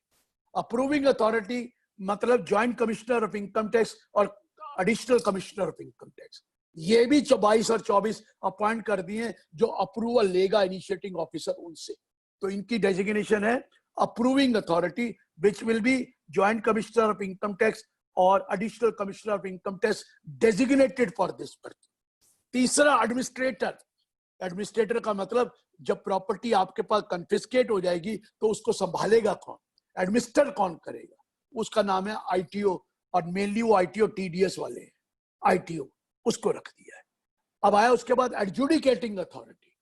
एडजुडिकेटिंग अथॉरिटी अभी बनी नहीं, अभी इस लॉ में नहीं बनी है, अभी तक लिखा है जो पीएमएलए में है, prevention of money laundering act 2002, वही एडजुडिकेट अथॉरिटी इसका भी काम देखेगी, जब तक कि इस लॉ के अंडर सेपरेट एडजुडिकेटिंग अथॉरिटी नहीं बन जाए। समझ में आ गया? उसके ऊपर है what you call tribunal, appellate tribunal. अभी भी अपीलेंट ट्राइब्यूनल यहाँ बना नहीं है, तो जो मनी लॉन्ड्रिंग एक्ट के अंदर ट्राइब्यूनल है वही ट्राइब्यूनल माना जाएगा। और उसके ऊपर बना दिए स्पेशल कोर्ट, उसके ऊपर बना दिए स्पेशल कोर्ट। कोर्टों का काम तो तब होगा जब आपको, जब किसी को इम्प्रिजनमेंट दिलवानी हो तो कोर्ट, स्पेशल कोर्ट का काम है, अदरवाइज स्पेशल कोर्ट का काम नहीं है। काम तो एडजुडिकेटिंग अथॉरिटी का है, फिर ट्राइब्यूनल का है, और ट्राइब्यूनल की बात नहीं माने तो फिर हाई कोर्ट में जाओ, फिर सुप्रीम कोर्ट में जाओ। लेकिन special court are only for the purpose of prosecution, वो उसके लिए स्पेशल कोर्ट बन गए। तो मैंने 7 से लेकर 23 सेक्शन तक कर दिया, आइए 24 सेक्शन करते हैं। Where the initiating officer has reasons to believe and has material in his possession, ऐसे बोलता हूं, where the initiating officer has some material in possession and reasons to believe that such person is a benamidar of a property, he may issue a notice to the to show cause why this property be not treated as benami property. ये notice दे रहा है section 24 में। ये notice है कि show cause करो, इससे पहले समन करते हैं। समन अलग चीज है, वो तो इंक्वायरी करने के लिए कि बताओ, समन का अलग है। लेकिन ये शो कॉज नोटिस कब देगा? When he has material in possession and reasons to believe. ये reasons to believe, material in possession कैसे आया? इंक्वायरी करके। Material in possession, reasons to believe that such and such person is a benamidar of a property, he may issue a notice within the time specified to show cause why this property be not treated as benami property. Clear हो गया? ये notice with in specified time देना है, और वो time 30 days का है। अब सुनो क्या कहता है सबसेक्शन 2, क्या कहता है 24 subsection 2। if the benamidar is, if the beneficiary is also known, if the beneficiary is also known, a copy of the notice will also be sent to beneficiary. एक कॉपी बेनिफिशियरी को भी भेज दी जाएगी अगर आपको पता है। अगर वो ट्रेसेबल नहीं है तो कैसे पता? नहीं तो बेनिफिशियरी को कॉपी भेज दी जाएगी। क्लियर हो गया? अब आ गया सबसेक्शन 3। सबसेक्शन 3 कहता है if AO is if the initiating officer of the opinion that this person to whom notice has been given shall alienate his assets. Alienate means discharge, throw away, surrender his asset with the intention to avoid tax. तो उस case में he may with the prior approval of the approving authority provisionally attach that property. वो उस property को provisionally attach कर लेगी। Note issue कर देगा प्रोविजनल अटैचमेंट का, वो लेटर इशू कर देगा प्रोविजनल अटैचमेंट। लेकिन provisional attachment is valid for a period of 90 days. 90 दिन तक वैलिड होता है, क्योंकि 90 दिन के अंदर उसको पूरी रिपोर्ट बनाकर देनी है। 90 दिन में डिसाइड करना है अपने ओपिनियन में बेनामी है कि नहीं। फाइनल नहीं है, बेनामी है कि नहीं, वो अपनी ओपिनियन बना के फिर एडजुडिकेटिंग अथॉरिटी को देता है। तो 90 दिन तक वो प्रोविजनल अटैचमेंट होगी। अब ये हो गया, और 99% वो प्रोविजनल अटैचमेंट कर रहे हैं। अप्रूवल मिल जाती है कमिश्नर अपील से, सॉरी अप्रूविंग अथॉरिटी से। अप्रूविंग अथॉरिटी कौन है? अपने डिपार्टमेंट का तो आदमी है, ज्वाइंट कमिश्नर और what you call additional commissioner. Approve ले ली, अटैच कर दी। अब नाउ सबसेक्शन 4 कहता है opportunity of heard will be given to the benamidar. और आपको बेनामी उसको भी अपॉर्चुनिटी दे सकते हैं, आपको अपॉर्चुनिटी ऑफ बीइंग हर्ड दी जाएगी। उसके बाद वो डिसाइड करेगा क्या कि ये बेनामी है कि नहीं बनी। वो नोटिस वो बेनामी है कि नहीं है। इसको डिसाइड करने के लिए वो जब डिसाइड करेगा, आपके पास 3 महीने 90 दिन के अंदर डिसाइड करना है कि ये बेनामी है कि नहीं है। अगर तो नहीं है तो फिर वो अटैचमेंट भी उठा लेगा और छोड़ देगा केस। अगर वो बेनामी है और ऑलरेडी अटैचमेंट उसको लगता है it is in the opinion it is बेनामी और उसने अटैच कर रखी है, तो वो उसको एक्सटेंड कर देगा, कंटिन्यू कर देगा अटैचमेंट को till the final verdict of the adjudicating authority. अगर वो पहले अटैच नहीं करी है तो अब अटैच कर देगा। तो अटैचमेंट करनी है प्रॉपर्टी उसने, या एक्सटेंशन अब करनी है या अटैचमेंट करनी है, ये अटैचमेंट। अब उसने कह दिया कि ये प्रॉपर्टी बेनामी है। 15 दिन के अंदर अंदर after declaring it is a benami property, this initiating officer will prepare a report और रिपोर्ट को रेफर कर देगा एडजुडिकेटिंग अथॉरिटी। उसका काम खत्म।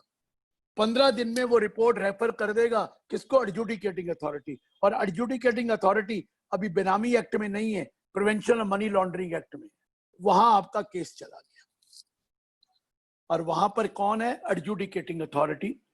On receipt of this report from the initiating officer shall issue a notice to the following person within 30 days। 30 दिन के अंदर अंदर of the receipt of that report वो notice देगा। किसको? Number 1, a person who has been considered to be बेनामीदार, बेनामीदार को notice देगा। Number 2, a beneficiary, उसको notice देगा। Number 3, a person who has interest in that property including the bank if any। कोई bank भी कहते हैं हमारे को मॉर्गेज कर रखा है, जिसका इंटरेस्ट तो बैंक का भी हो गया ना, अगर वो मॉर्गेज कर दी प्रॉपर्टी, तो person to whom who has interest in the property. And number 4, a person who says I have a claim in that.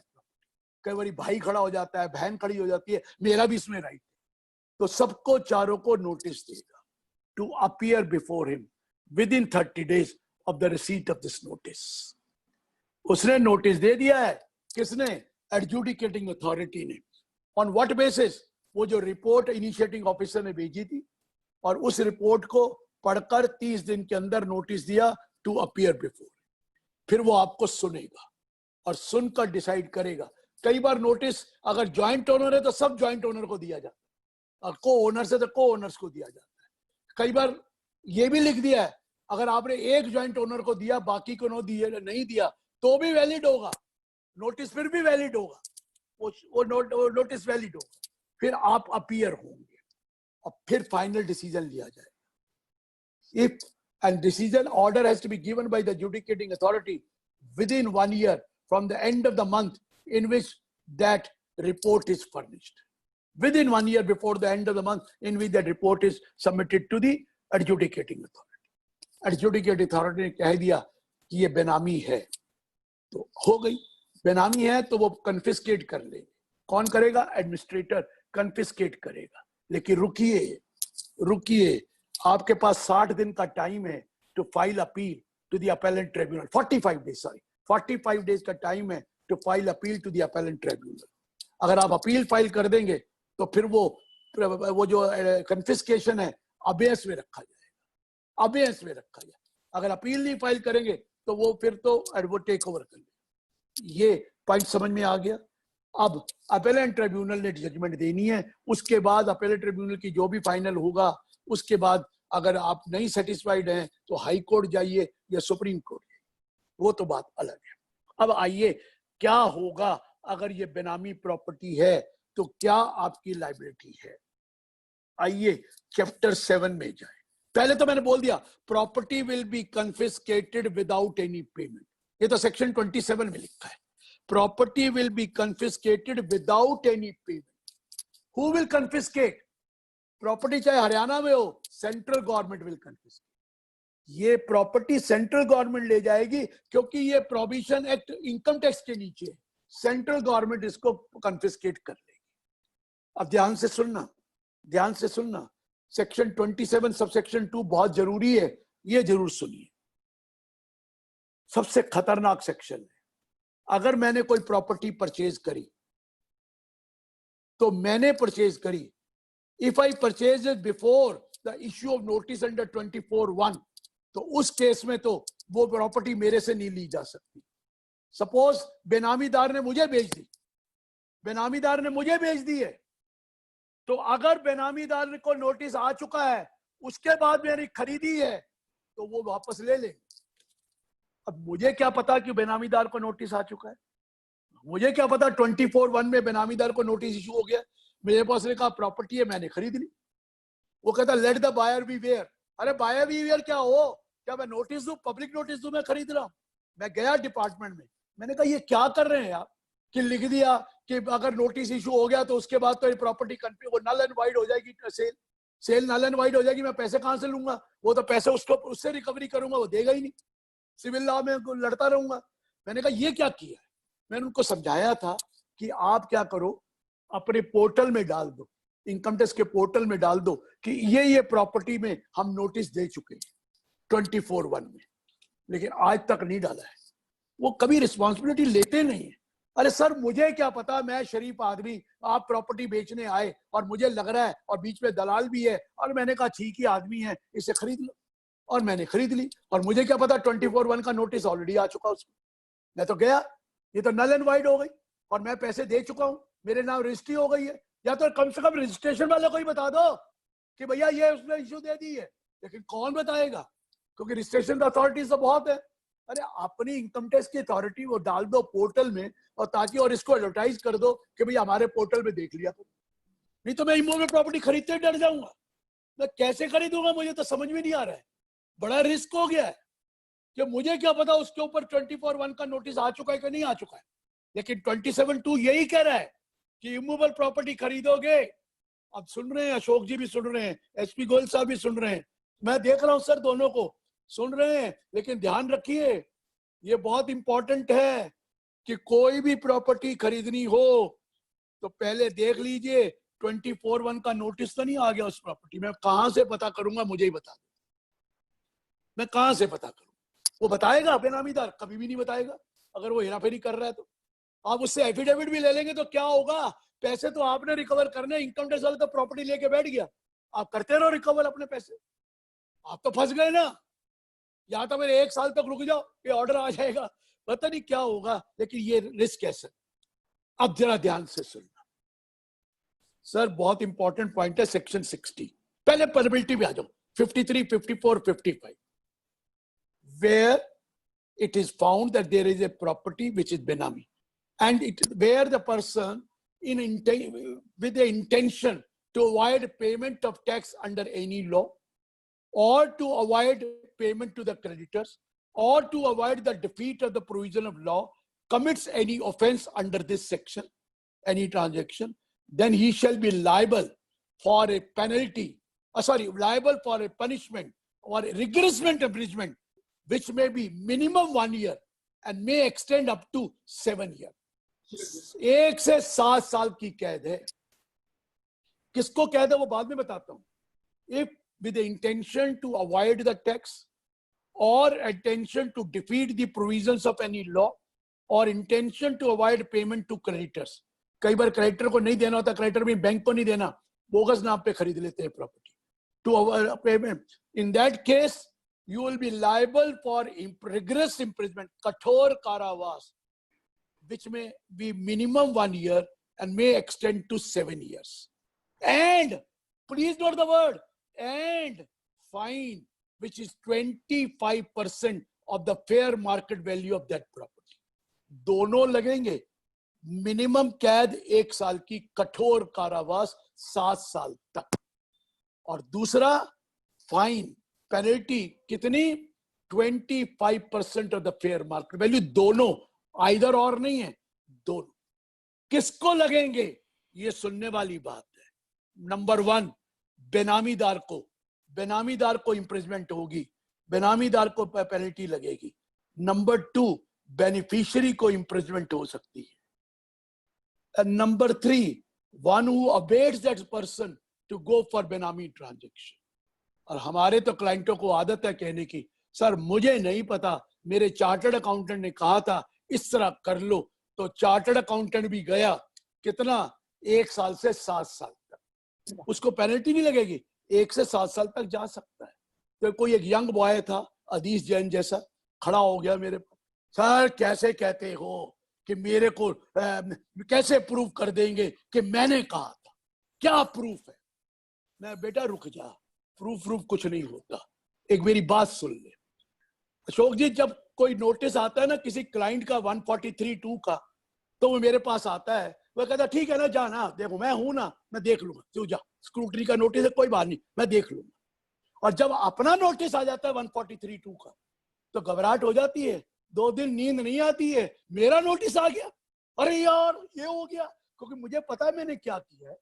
और नोटिस आ जाता है तो घबराहट हो जाती है। सर एक नोटिस आ गया ना वहां से कि भैया क्यों ना आपके ऊपर वो पेनल्टी लगाई जाए और इम्प्रिजनमेंट किया जाए, तो आपका हालत खराब हो जाएगी। बार बार कोर्ट जाना पड़ेगा, टाइम लगेगा, चाहे बाद में छूट जाए, लेकिन हालत तो खराब हो जाएगी ना उतने साल जब तक छूटेंगे नहीं। इसलिए हाथ जोड़ के विनती है, अपने आप को अवॉइड कर लो, ये बेनामी ट्रांजेक्शनों के बीच में मत पड़ो। ये सीए, अब कुछ लोग थोड़ा सा छोटे गेन के लिए फंस जाएंगे, लेकिन अपने नाम को बदल लो। अब तो हर जगह बता रहा हूं, अपने नाम को बचा लो। हमने बहुत हार्ड वर्क किया सीए पास करने, कोई ये नहीं कह सकता कि हमने हार्ड वर्क नहीं किया। Everyone has put lot of hard work in doing CA. उसके बाद अगर ये सुनना पड़े या ये फेट हमारी हो, इससे अच्छा तो काम ही छोड़ दो, नहीं करो। तो मैं इसलिए बार बार कह रहा हूं, अपने आप को बचा के चलना। जमाना बहुत खराब है, क्लाइंट कुछ भी कह देते हैं। अभी भी, अरे साहब सुनिए, जब ये क्लाइंटों का भरोसा मैं करता नहीं। 8 नवंबर 2016 को डिमोनेटाइजेशन हुआ, 9 नवंबर 2016 को मेरे ऑफिस पूरा भर गया। 8 नवंबर को हुआ था, 9 को ऑफिस में सारे आ गए। क्या हुआ? कोई कहता सर मेरे पास 10 लाख है, कोई कहता 20 लाख है, एक आया 50 लाख है, एक आया 1 करोड़ रुपए है, एक आया कहता 10 करोड़ है, और एक मेरे पास कहता 100 करोड़ है। मैंने कहा रुक जा यार, एक चीज बता दे, जब मैं पैसे फीस मांगता था तो कहता था हमारे पास है ही नहीं, जहर खाने के भी पैसे नहीं है। ये कहां से जहर खाने के पैसे आ गए? 100 करोड़ प्लस करोड़। ये क्लाइंट हमारा सगा नहीं है, कभी पूरी चीज नहीं बताता, वो आपको उतनी चीज बताता है जितनी जरूरत है, उसके बाद छुपा लेता है। मैंने कहा भैया चला जाए यहां से, मेरे यहाँ कुछ नहीं होता। सर कुछ तो कर दो। मैं कहा मेरे यहाँ नहीं। लोगों ने 30% दिया ब्लैक मनी को ब्लैक कराने के लिए। अरे 40,000 का सोना खरीदा, 50,000 का खरीदा। खैर जिन्होंने 40-50 का खरीदा वो तो खुश हैं, क्योंकि 40-50 का रेट हो गया। लेकिन जिन्होंने 30% देकर कैश में कैश कन्वर्ट कराया, ब्लैक का ब्लैक ही रखा, मर गए ना बेचारे। और सर एक आया मेरे पास, चला गया, 10-15 दिन के बाद आया, बड़ा खुश। क्या हुआ? कहता हो गया। मैं कहा हो गया तो अच्छी बात है। मुझे पता कहता है सर आपने करवाना है। ये देखिए ये हालत है हमारी। ये हमारा क्लाइंट आके मुझे पूछ रहा है सर आपने कराना है, और हमने तो सारी उम्र आपके कराया, और 30% से कम पे कराया, आपने तो 30% देकर ब्लैक का ब्लैक कराया। आप क्या कर रहे हैं? ये क्लाइंट सगे नहीं है, हम इनसे बच के रहेंगे, अपने आप को संभालेंगे। ठीक है काम तो करना है उनका, लेकिन ये नहीं है कि अपनी स्किन बचा के चलना। तो ये मैं बता रहा हूं, जरा अपने आप को बचा के चलना, इसमें पेनल्टी उसको भी लग सकती। और दूसरा, अब एक और सेक्शन है 54 कि अगर कोई फॉल्स इंफॉर्मेशन दी है, बेनामीदार से इंफॉर्मेशन मांगी या आपसे इंफॉर्मेशन मांगी या किसी बेनिफिशियरी से मांगी या बैंक, कोई फॉल्स इंफॉर्मेशन दी है, उस केस में imprisonment minimum 6 months, maximum 5 years and fine 10% of fair market value है। अब कोई गलत इंफॉर्मेशन भी नहीं देना, कोई गलत इंफॉर्मेशन दी 6 महीना मिनिमम, मैक्सिमम 5 साल की कैद है, और साथ में 10% फाइन भी है। लेकिन नेक्स्ट सेक्शन लिखा है 55 कि ये जो एक्शन इम्प्रिजनमेंट का है, प्रोसिक्यूशन का है, ये बोर्ड की अप्रूवल से होगा। It can not be taken without the approval of the board. अब बोर्ड की अप्रूवल तो मिनटों में मिल जाती है, उनका क्या है, फट अप्रूवल दे देंगे। सो बोर्ड की अप्रूवल के बाद ये इम्प्रिजमेंट हो सकता है। तो ये भी मैंने आपको बताया, लेकिन अब मैं मेजर सेक्शन बता रहा हूं, क्योंकि लोगों का ख्याल है 68, 69 तो बताओ, तो मैं पहले वो बता दूं, वो ही बताने जा रहा हूं। सर सेक्शन 60 में लिखा है the provision of this law is in addition to and not except otherwise provided in derogation of any other law in force. मेरा मतलब समझे क्या है? The provisions of Benami Property Act is in addition to the normal provisions of other act. Income tax का अपना provision है और इसके अपने प्रोविजन है. मैं 68 पे आ रहा था. 68 क्या कहता है? Where any sum is found credited in the books of accounts of the assessee, if books of account maintained by the assessee, and the assessee does not offer any explanation of the nature and source thereof, or offers an explanation with the opinion of the AO is not satisfactory, then this amount shall be deemed to be the total deemed to be the income of the assessee and taxable under the income from other sources. और आपको पता है 115 BB में इसके ऊपर 78% tax लग जाएगा, और प्लस अगर आपने इनकम नहीं दिखाई तो पेनल्टी भी लग जाएगी 271 AAC में 10%, मतलब 6%. क्या कहता है? Sum is found credited in the books of accounts maintained by the assessee. आपने अपना डिमोनेटाइजेशन के टाइम पे पैसे जमा कराए या आप सेल कर दी, सेल भी फाउंड क्रेडिटेड इन बुक्स है. सेल कर दी आपने, डिमोनेटाइजेशन में सेल कर दी, तो आपने कहा मैंने सेल कर दी है. तो उन्होंने पता क्या किया है? ये पहली बार जिंदगी में देखा है अशोक जी, पूरी इंडिया में सारी असेसमेंट एक ही तरह की हुई है, सारी एक ही तरह की. मैंने कभी भी नहीं, एक ऑफिसर दूसरे ऑफिसर की असेसमेंट अलग अलग होती थी. यहाँ पे ऊपर से इंस्ट्रक्शन मिल गई थी, चुप करके ऐड कर दो. तो उन्होंने क्या किया? आपने अगर 1 करोड़ की सेल करी है, 1 करोड़ पे आपने प्रॉफिट लॉस में क्रेडिट किया है, उसका जीपी तो लिया ही है, प्रॉफिट तो लिया है, उस प्रॉफिट को तो ले ही लिया, और बाकी 1 करोड़ में भी आपकी इनकम ऐड कर दी. कमाल कर दिया सर, सभी ने यही किया है. क्या जो आपने सेल दिखाई है, अपनी किताबों में क्रेडिट करी 1 करोड़ रुपए की 9 तारीख 8 तारीख की, वो मुझे पता है, मैं कुछ बोलना नहीं चाहूंगा, क्योंकि हमारे यहाँ तो नोएडा में एक आदमी ने 660 करोड़ का टर्नओवर किया 3 घंटे में. 660 करोड़ के बिल काटे हैं 2-2 लाख के. अरे 2-2 लाख के. वो कहता टाइम एंड मोशन स्टडी करा लो तो ये कट ही नहीं सकते इतने बिल. तो आपके पास इतने एम्प्लॉय भी नहीं है. 3 घंटे में कैसे कट गए 9 से 12 बजे तक रात को? सबको क्या पता है, मैं वो बताना नहीं चाहता, लेकिन ये बिल कटे हैं. आपने इन्वेंट्री दिखा है, वो खताब करके बाद में भेज दी, लेकिन बिल काट दी. मैं मानता हूं कि मुझे को तुम बेनामी में ले जाओगे, लेकिन सर ये 2 तरीके कैसे? डबल प्रॉफिट कैसे टैक्स करोगे? एक तो मैंने परचेज करी तो ही तो बेचा, और मेरे को वहां पर तुमने जीपी टैक्स कर दिया, नेट प्रॉफिट टैक्स कर दिया, और दूसरे केस में आप 1 करोड़ रुपया पूरा मेरी इनकम मान लोगे. अरे ये तो हो ही नहीं सकता. लेकिन ये किया है, सभी ने किया है. ठीक है, आप छूट जाओगे, इतना ही छूटोगे जितना प्रॉफिट एलिमेंट है, बाकी नहीं छोड़ने वाले. वो बाकी तो ITAT छोड़ेगा, उससे पहले कोई चांस नहीं. ये डिमोनेटाइजेशन का पैसा ये बेनामी के अंडर बहुत आ रहा है. अब किसी ने मुझसे पूछा सर 68 सेक्शन है, मैंने बोगस कैपिटल है, गेन है, मेरा पेडी स्टॉक है, समझ गया, मेरा शेयर कैपिटल है, मेरा लोन है, और मैंने 68 मानकर सरेंडर कर दिया, 78% दे दिया या जो भी दिया, तो क्या मैं ये एंट्री जमा कर सकता हूं? क्या मैं कैपिटल को अपना मान सकता हूं? क्या मैं लोन को अपना मान सकता हूं? जो मैंने लोन लिया अब कहता हूं मेरा ही पैसा है, घुमा के आया है, क्या मैं अपना मान सकता हूं? क्या शेयर कैपिटल अपना मान सकता हूं? क्या कैपिटल गेन को मैं जमा कर सकता हूं? बिल्कुल मत कीजिए. अगर करेंगे तो कहेंगे तो आप तो खुद ही मान रहे हैं बेनामी ट्रांजेक्शन, मेरा ही पैसा घूम के आया है. वो बेनामी लॉ में पकड़ लेंगे आपको. उन्होंने तुमको छोड़ दिया है कि भैया तुम ये दे दो या विवाद से विश्वास में आ जाओ. विवाद से विश्वास आने के बाद ये मत समझना कि आपको बड़ा विश्वास आ गया. कोई विश्वास मत करना. सिर्फ वो इनकम टैक्स में आपको छोड़ रहे हैं, बेनामी लॉ में नहीं छोड़ेंगे. कभी आप सोचो, अब तो मैंने कह दिया वो कैपिटल पे टैक्स मैंने दे दिया है, शेयर कैपिटल पे, या वो लोन पे मैंने टैक्स दे दिया है, वो जो क्रेडिटर मैंने राइट ऑफ किए थे वो कर दिए हैं, तो अब तो मेरी इनकम मैंने मान ली तो मेरा ही तो पैसा है. जी नहीं, जी नहीं, वो बेनामी माना जाएगा. बेनामी लॉ में आप खुद ही कह रहे हैं. लेकिन बेनामी में एक बहुत फायदा है सर. अगर मैंने किसी के अकाउंट में 1 करोड़ रुपया जमा कराए हैं, अगर वो ये कह दे मेरे पैसे हैं, तो कम से कम मैं तो बच गया ना, बेनिफिशियरी. वही फंसेगा ना. वो क्या फंसेगा? 78% प्लस 10%, यही है ना, और तो कुछ नहीं होगा. अरे 78, और वो इनकम डिक्लेयर कर देता सिर्फ 78%, लेकिन बाकी पैसे तो बच गए, जेल तो बच गई. अरे जेल तो बच गया. बेनामीदार को कौन एडमिट कर ले, मेरे ही है. मेरी प्रॉपर्टी है, मेरी पैसा है, मैंने ही जमा कराया था बैंक में 1 करोड़ रुपया। तो वो कहेगा ठीक है, तेरे पास कहाँ आया, तू तो नाई है, तू तो बार्बर है, सिर्फ तू तो वहां का एम्प्लॉई है।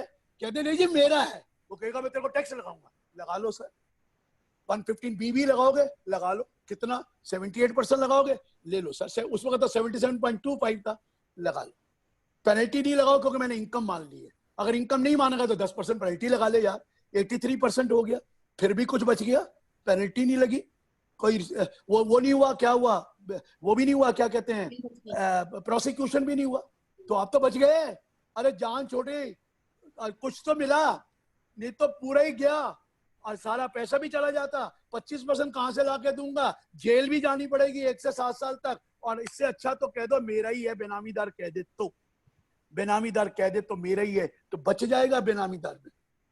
लेकिन मैं आपको बता रहा हूं 68 में कभी भी ये सोचकर कि मैंने इनकम टैक्स पे कर दिया है और मैंने पेनल्टी पे कर दी है या नहीं करनी थी, जो भी है उसको जमा मत करना, नहीं तो बेनामी लॉ लगा देंगे। ये 68 के बारे में बोल रहा हूं, यही 69, 69A, 69B, CD में भी वही है। 69 क्या कहता है? Investment not fully disclosed. 69 तब लगता है जब आप अकाउंट्स नहीं बनाए, और बनाए या नहीं लगाए लेकिन आपने इन्वेस्टमेंट को रिकॉर्ड नहीं किया। फुल्ली डिस्क्लोज, अनएक्सप्लेन्ड इन्वेस्टमेंट कि ये सोर्स बताओ, where in any financial year relevant to an assessment year assessee has made any investment and he does not give the nature and source of that investment, or he offers an explanation which the opinion of the AO is not satisfactory, then such amount which is unexplained shall be treated as the income of the assessee। तो वो income मान ली जाएगी, unexplained investment. इसमें books account जरूरी नहीं है। अगर books of accounts में है और आपने इनकम कमाई तो 68 लग गया, लेकिन बुक्स ऑफ अकाउंट नहीं है तो आप 69 लगा देते हैं। 69 ये होता है, if any money, Boolean, jewellery etcetera is found और एनी वैल्यूएबल आर्टिकल थिंग, जैसे सर्च के केस में सर्वे, so money, bullion, jewelry, valuable article is determined and you don't offer any explanation, or you offer an explanation with the opinion of the AO is not satisfactory, then such amount which is found in your possession is deemed to be your income। तो उस case में 69A लगा देते हैं। 69B, investment not fully disclosed. आप books of accounts बना रहे हैं, आपने एक प्रॉपर्टी कंस्ट्रक्ट करी, आपने 3 करोड़ रुपया दिखाया, वो कहता है ये फुल्ली डिस्क्लोज नहीं है, इसके तो 4 करोड़ रुपया होना चाहिए, तो इन्वेस्टमेंट नॉट फुल्ली डिस्क्लोज। ये 69B है। 69C है अनएक्सप्लेन्ड एक्सपेंडिचर। आपने बेटी की शादी करी, पता लग गया, उसे पूछा बताओ क्या सोर्स है बेटी की शादी का, पता ही नहीं है, तो वो आपकी इनकम मान ली जाती। या आपने कोई बोगस परचेज डाल रखी है, उसने कहा बताइए किसकी परचेज है, इसकी डिटेल बताइए, आप डिटेल नहीं बताते, सोर्स नहीं बताते कहां से आई, तो उस केस में भी यही है। लेकिन इसमें 2 मार है, इसमें तो खर्चा भी अलाउ नहीं होता, उस बोगस एक्सपेंस का खर्चा भी अलाउ नहीं होता है। 69C में लिखा if you have claimed it as a deduction, the deduction will not be allowed. बेटी की शादी में डिडक्शन तो क्लेम नहीं करी ना, तो वहां तो वही लगेगा, या तो डिडक्शन भी क्लेम करी, तो ये 69C लग जाता है। और 115BBE क्या कह रहा है? where the total income includes any income referred to under section 68, 69, 69A, 69B, 69C, 69D, then such income shall be taxable at a special rate of 60% plus surcharge 25%। ये तो बढ़ा दिया था उन्होंने बैक डेट से, याद है? ये तो बैक डेट से बढ़ा दिया। यही तो मारा था कि मेरे पास एक आदमी आया, अशोक जी, बड़ा खुश जब डिमोनेटाइजेशन हुआ, 2 दिन बाद आया, कहता सर मैंने थोड़े दिन पहले ही सर्वे में 40 करोड़ रुपया डिक्लेयर कर दिया, तो मेरी तो जान छुटी। मैं तो 40 करोड़ रुपया डिक्लेयर किया, 30% देना है दे दूंगा, ना कोई इंटरेस्ट है ना पेनल्टी। मैं कहा ठीक है भैया तेरी किस्मत अच्छी है। लेकिन थोड़े दिनों में जब दिसंबर आया और दिसंबर में वो जो अमेंडमेंट एक्ट आई तो बैक डेट से कर दिया, तो रोने लग गया, सर ये क्या हुआ, अब 40 करोड़ रुपए पे मुझे 77.25% टैक्स देना पड़ेगा। मैंने कहा भैया मैंने नहीं कराया, मैंने नहीं कराया है, ये उनको पता था, क्योंकि मुझे मालूम है कि जब ये आया था, मैं आपको बताऊं, तो इन्होंने शोर मचाया था कि हम 200% पेनल्टी लगाएंगे। तो मैं गया था जेटली जी के पास, भाई जी कौन से लॉ के अंदर 200% पेनल्टी लगाओगे, जरा बता तो दो। आप कह रहे हो 200% पेनल्टी, कहता मुझे 271AA, मैं कहा जी बेकार मत करना। कहता जी, वो कहने लगा जी हम तो 200%, मैं कहता लगा ही नहीं सकते। कहते कैसे? मैं कहता मेरे को तो इतना पता नहीं है, आप रेवेन्यू सेक्रेटरी से बात कर। मैं रेवेन्यू सेक्रेटरी के पास गया, रेवेन्यू सेक्रेटरी को पता लगा, कहता क्या हमारे तो चेयरमैन साहब ने कहा और मेंबर ने कहा कि 200% पेनल्टी लगेगी। मैं कहा जी कुछ नहीं होगा। कहता जी चलिए हम दोनों वहां चलते हैं। हम वहां बैठे, रात को 12 बज गए। इन्होंने कहा जी हम सेक्शन 68 लगा देंगे, 69 लगा देंगे, 69A लगा देंगे। मैं कौन लगा देगा सर, क्या बातें कर रहे हो, आप लगा ही नहीं सकते। 68 तो एओ ढूंढता है, if it is in the opinion of the AO. मैं तो खुद ही कह रहा हूं मेरी इनकम है और मैं 30% दे रहा हूं, मेरे को कैसे लगा दोगे? मैं तो खुद ही उसको इनकम मान के दे रहा हूं, आप मेरे को लगा ही नहीं सकते। वो कहते नहीं, जिसने लॉ बनाया उसको बुलाए। उसको बुलाया गया। 3 घंटे बाद वो कहने लगे सर गलती हो गई, आहूजा साहब जो कहते हैं वो ठीक ही कह रहे हैं, हम पेनल्टी तो लगा ही नहीं सकते। अब इनकी जान निकल गई कि पीएमओ वाले तो खा जाएंगे, पीएम वाले, कि आपने तो ये डिमोनेटाइजेशन में 200% डरा दिया था हमें, अब क्या करें? मुझसे पूछे क्या करना चाहिए। मैंने उनको कहा जो स्कीम आई थी ना आईडीएस स्कीम, उसको एक्सटेंड कर दो। कर देते तो कितना अच्छा होता, 45% में जान छूट जाती। लेकिन वो कहते हैं हम कर नहीं सकते क्योंकि पार्लियामेंट से अप्रूवल अभी डेट थी, हम नहीं कर सकते। तो मैंने कहा फिर एक नया सेक्शन निकाल के ना, जैसे वो सर हुआ करता था ना, सर सीजर में 60% दो, कोई सवाल नहीं पूछा जाएगा। तो मैंने कहा एक्स्ट्रा सेक्शन निकाल के लिख दो 50% दो, कोई सवाल नहीं पूछे, हम पूछेंगे ही नहीं आपसे कुछ। ये कहा गया था, लेकिन क्या हुआ कि वो माने नहीं पीएम वाले, और फिर वो प्रधानमंत्री गरीब कल्याण योजना लाकर सारी कंट्री को गरीब कर दिया। कुछ हुआ ही नहीं उससे। तो मैं ये बता रहा हूं कि बहुत मुश्किल पड़ने वाली है ये वाले सारे केसेस। अब मैं आपसे सवाल लेता हूं, जो भी सवाल आपके पास है। मैंने काफी कुछ कवर कर दिया, अब जो आपने पूछना है जरूर पूछिए। सर ये 115B तो बहुत ही एक्सेसिव है, इसका कुछ नहीं सुनेंगे क्या? 115BEE? हाँ सर मैं बहुत कुछ कह चुका हूं, मैं बहुत कैश कुछ कह क्रेडिट चुका के हूं। बारे में चलो दिनभर DBE की बात करें ना, 77.25 और 78%। हाँ जी मैं बहुत बार जा चुका हूं और इस बार भी मैं गया था कि अब तो ये आया हुआ है। पहले तो मैंने इनको कहा विवाद से विश्वास को भी ले आओ वहां पर, क्योंकि 77.25 देकर तो फिर कोई विवाद से विश्वास में तो आएगा नहीं। तो मैंने कहा उसका 50% कर दो, तो आपके लोग आ जाएंगे विवाद से विश्वास में, क्योंकि वो नहीं तो पेनल्टी के लिए 10%, 6% के लिए थोड़ी जाएगा विवाद से विश्वास में। तो मैंने उनको समझाया था, सुन रहे हैं, कोशिश कर रहा हूं, अभी कुछ कह नहीं सकता। मैंने उनको ये भी बोला अब तो 115BB बंद कर दो। वो तो उस वक्त आया था जिस वक्त ये था डिमोनेटाइजेशन, तो आपने कहा था 1 साल और रुक जाओ, हम बंद कर देंगे। अब 1 साल करते करते 3 साल हो गए हैं, सब इसको हटाओ। अब वो जेटली जी चले गए, वो सुनते थे हमारी बात। अब ये जो है मैडम, इनको तो पता ज्यादा, मतलब उनका चलती नहीं है, क्या हो सकता है मैं नहीं जानता। कोशिश कर रहा हूं कि 115BB को हटाओ, ये तरीका गलत है। ये पावर है, सबसे ज्यादा ड्रैकोनियन लॉ है सर, सबसे ज्यादा ड्रैकोनियन लॉ है। बचेगा क्या इसमें? और अब तो आपने और भी डाल दिया 271AAD बोगस एंट्री और वो omitted of emission of entry. आप तो छोड़ ही नहीं रहे, किसी भी तरीके से पकड़ लिया चारों तरफ से। कर क्या रहे, देखो क्या होता है सर। Let us hope. और बोलिए सर, और सवाल पूछिए। क्वेश्चन आंसर कौन? हाँ जी दीजिए, आप लेंगे क्वेश्चन आंसर्स? आपने किसी को डायरेक्ट लेना है डायरेक्ट ले लें, नहीं तो आप लेते जाइए, बताते जाइए। मैं पता क्यों नहीं पढ़ता चैट, क्योंकि कई बार लोग पता क्या कहते हैं, चैट में लिखा हुआ ये मेरा सवाल का जवाब नहीं देना चाहते, इसलिए ये पढ़ते नहीं। आप पढ़ो, मेरे से पूछो, मैं सारे सवाल का जवाब। आदि जी प्लीज आप देख लीजिए। जी आदि जी बोलिए।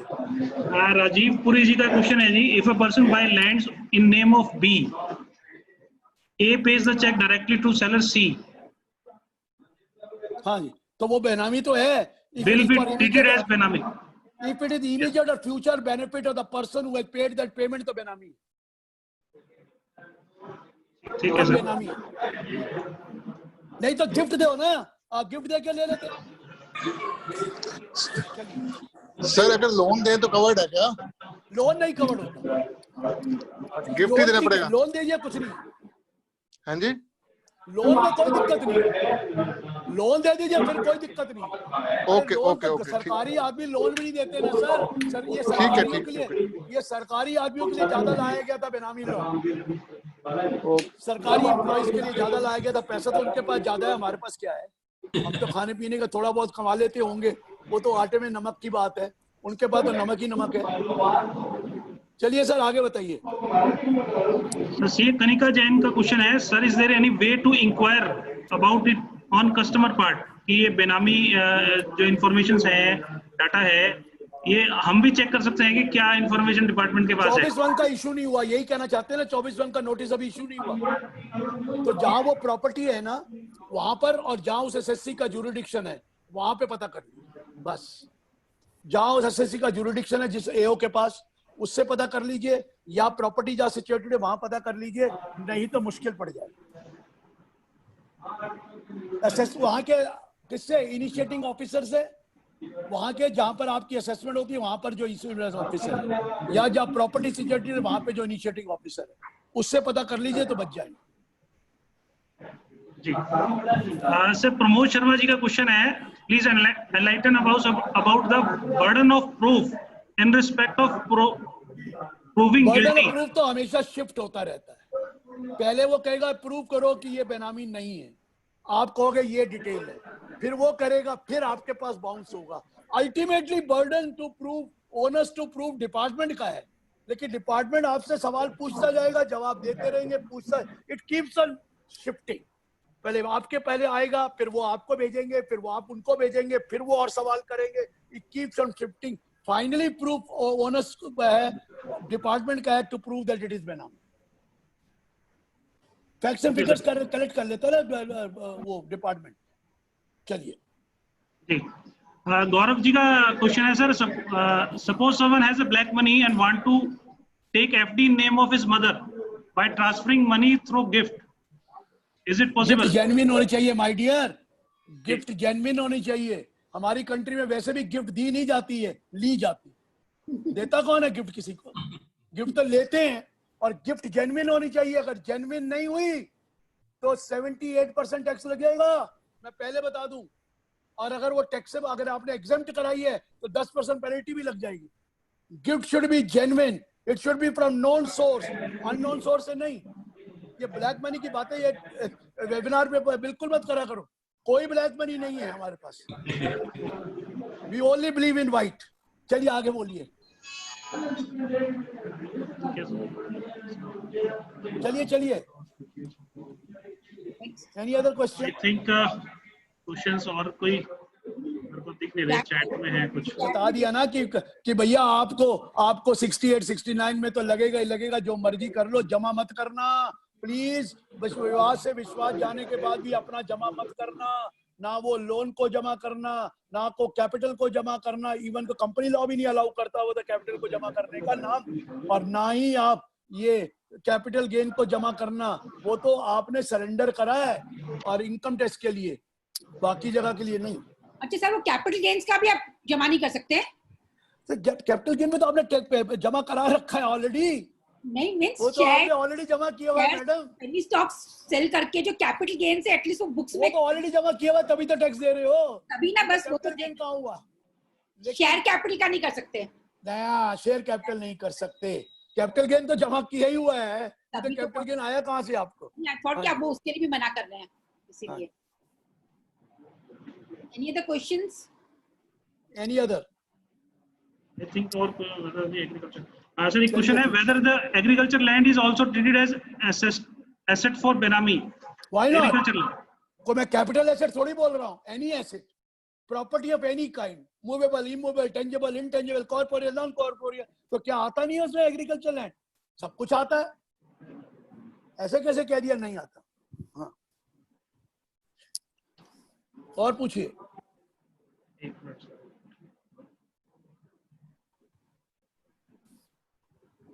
Sir, एक question है, if a case Benami has been initiated against a person and his property has been attached and he has lost the case in all forms, but in prosecution, in the prosecution of guilt for imprisonment, he has been found acquitted, then what will be the fate of attachment of property? देखिए, imprisonment से acquitted हो गया, imprisonment में लिखा है that you have entered into a Benami transaction to avoid payment of tax, to defraud the creditors, or to not defeat the provisions of the law. वो acquitted क्यों हुआ? ये तो मुझको तो देखना पड़ेगा, अभी तक तो एक भी एक्यूटेड नहीं हुआ, अभी तक तो प्रोसिक्यूशन लॉन्च नहीं हुए, तो ज्यादा अभी एक्यूटेड कैसे हो गए मुझे तो समझ में आया नहीं इनको। ये इमेजिनरी इमेजिनरी होगा सर क्वेश्चन, ये हाइपोथेटिकल सिचुएशन ले रहे हैं, क्योंकि एक्यूटेड करना तो वो अभी तो मुझे समझ में नहीं आया। अगर एक्यूटेड कर देंगे तो डिपार्टमेंट चला जाएगा अपील में, छोड़ देगा डिपार्टमेंट, ये तो डिपार्टमेंट की तो प्रॉपर्टी भी है, तो डिपार्टमेंट अपील में जाएगा हाई कोर्ट, स्पेशल कोर्ट से। डिपार्टमेंट छोड़ देगा क्या एक्यूटेंस? नहीं, वो करेंगे। ये सब इमेजिनरी सिचुएशन है, हाइपोथेटिकल है। हाँ, चार्टर्ड अकाउंटेंट को छोड़ दिया वो तो बात ही अलग है, उसने थोड़ी किया, वो बेनामीदार थोड़ी है, उसको तो वैसे रगड़ दिया। Sir, thank you. If any member have any query, he or she may please intimate us so that. कोई खास जरूरत नहीं है ही और शी कहने की, वैसे तो शी कह दो तो शी इंक्लूड्स ही, शी में ही आता है, ही में शी नहीं आता है, लेकिन लॉ जनरल क्लॉजेज एक्ट कहता है wherever you use the word he it also includes she, so therefore कोई जरूरी नहीं है, ज्यादा टेक्निकल होने की जरूरत नहीं है, he includes she और she includes he, वैसे she he includes he. Okay, sir. Thanks a lot. It's my immense pleasure to present vote of thanks on behalf of SR branch of NIRC of ICI to our chief guest, first of all, CA Hansraj Chugji, Central Council member. And I think I don't have words in my dictionary to express my gratitude and thanks to Dr. Girish Ahuja sir, from whom we learn the text, from whom we understand what is tax and how to read the Income Tax Act. And I think most of the members of SR branch, not only the SR branch, many others also, learn the taxation from CA, Dr. Honorable CA Girish Ahuja ji. A lot of thanks. And I Thank also you. express. Thank you Ashok ji, thank you Goel साहब, thank you Asha ji. या senior पहले, senior का नाम पहले ले लिया तो बुरा मत मानना, चेयरपर्सन का नाम तो लिया ही जाता है। Thank you very much and thank you Adish ji and everyone. Thank everyone. Please take care. Please take care. Stay healthy. Thank you all the members who are present here on to make this event a success. Thanks a lot. Thank you Girish ji so much. All the best. Thank you. Take care, sir. Thank you. Thank you. Okay, madam. Thank you so much. Thank you. Okay. Thank you Adish ji. Thank you Ashok ji.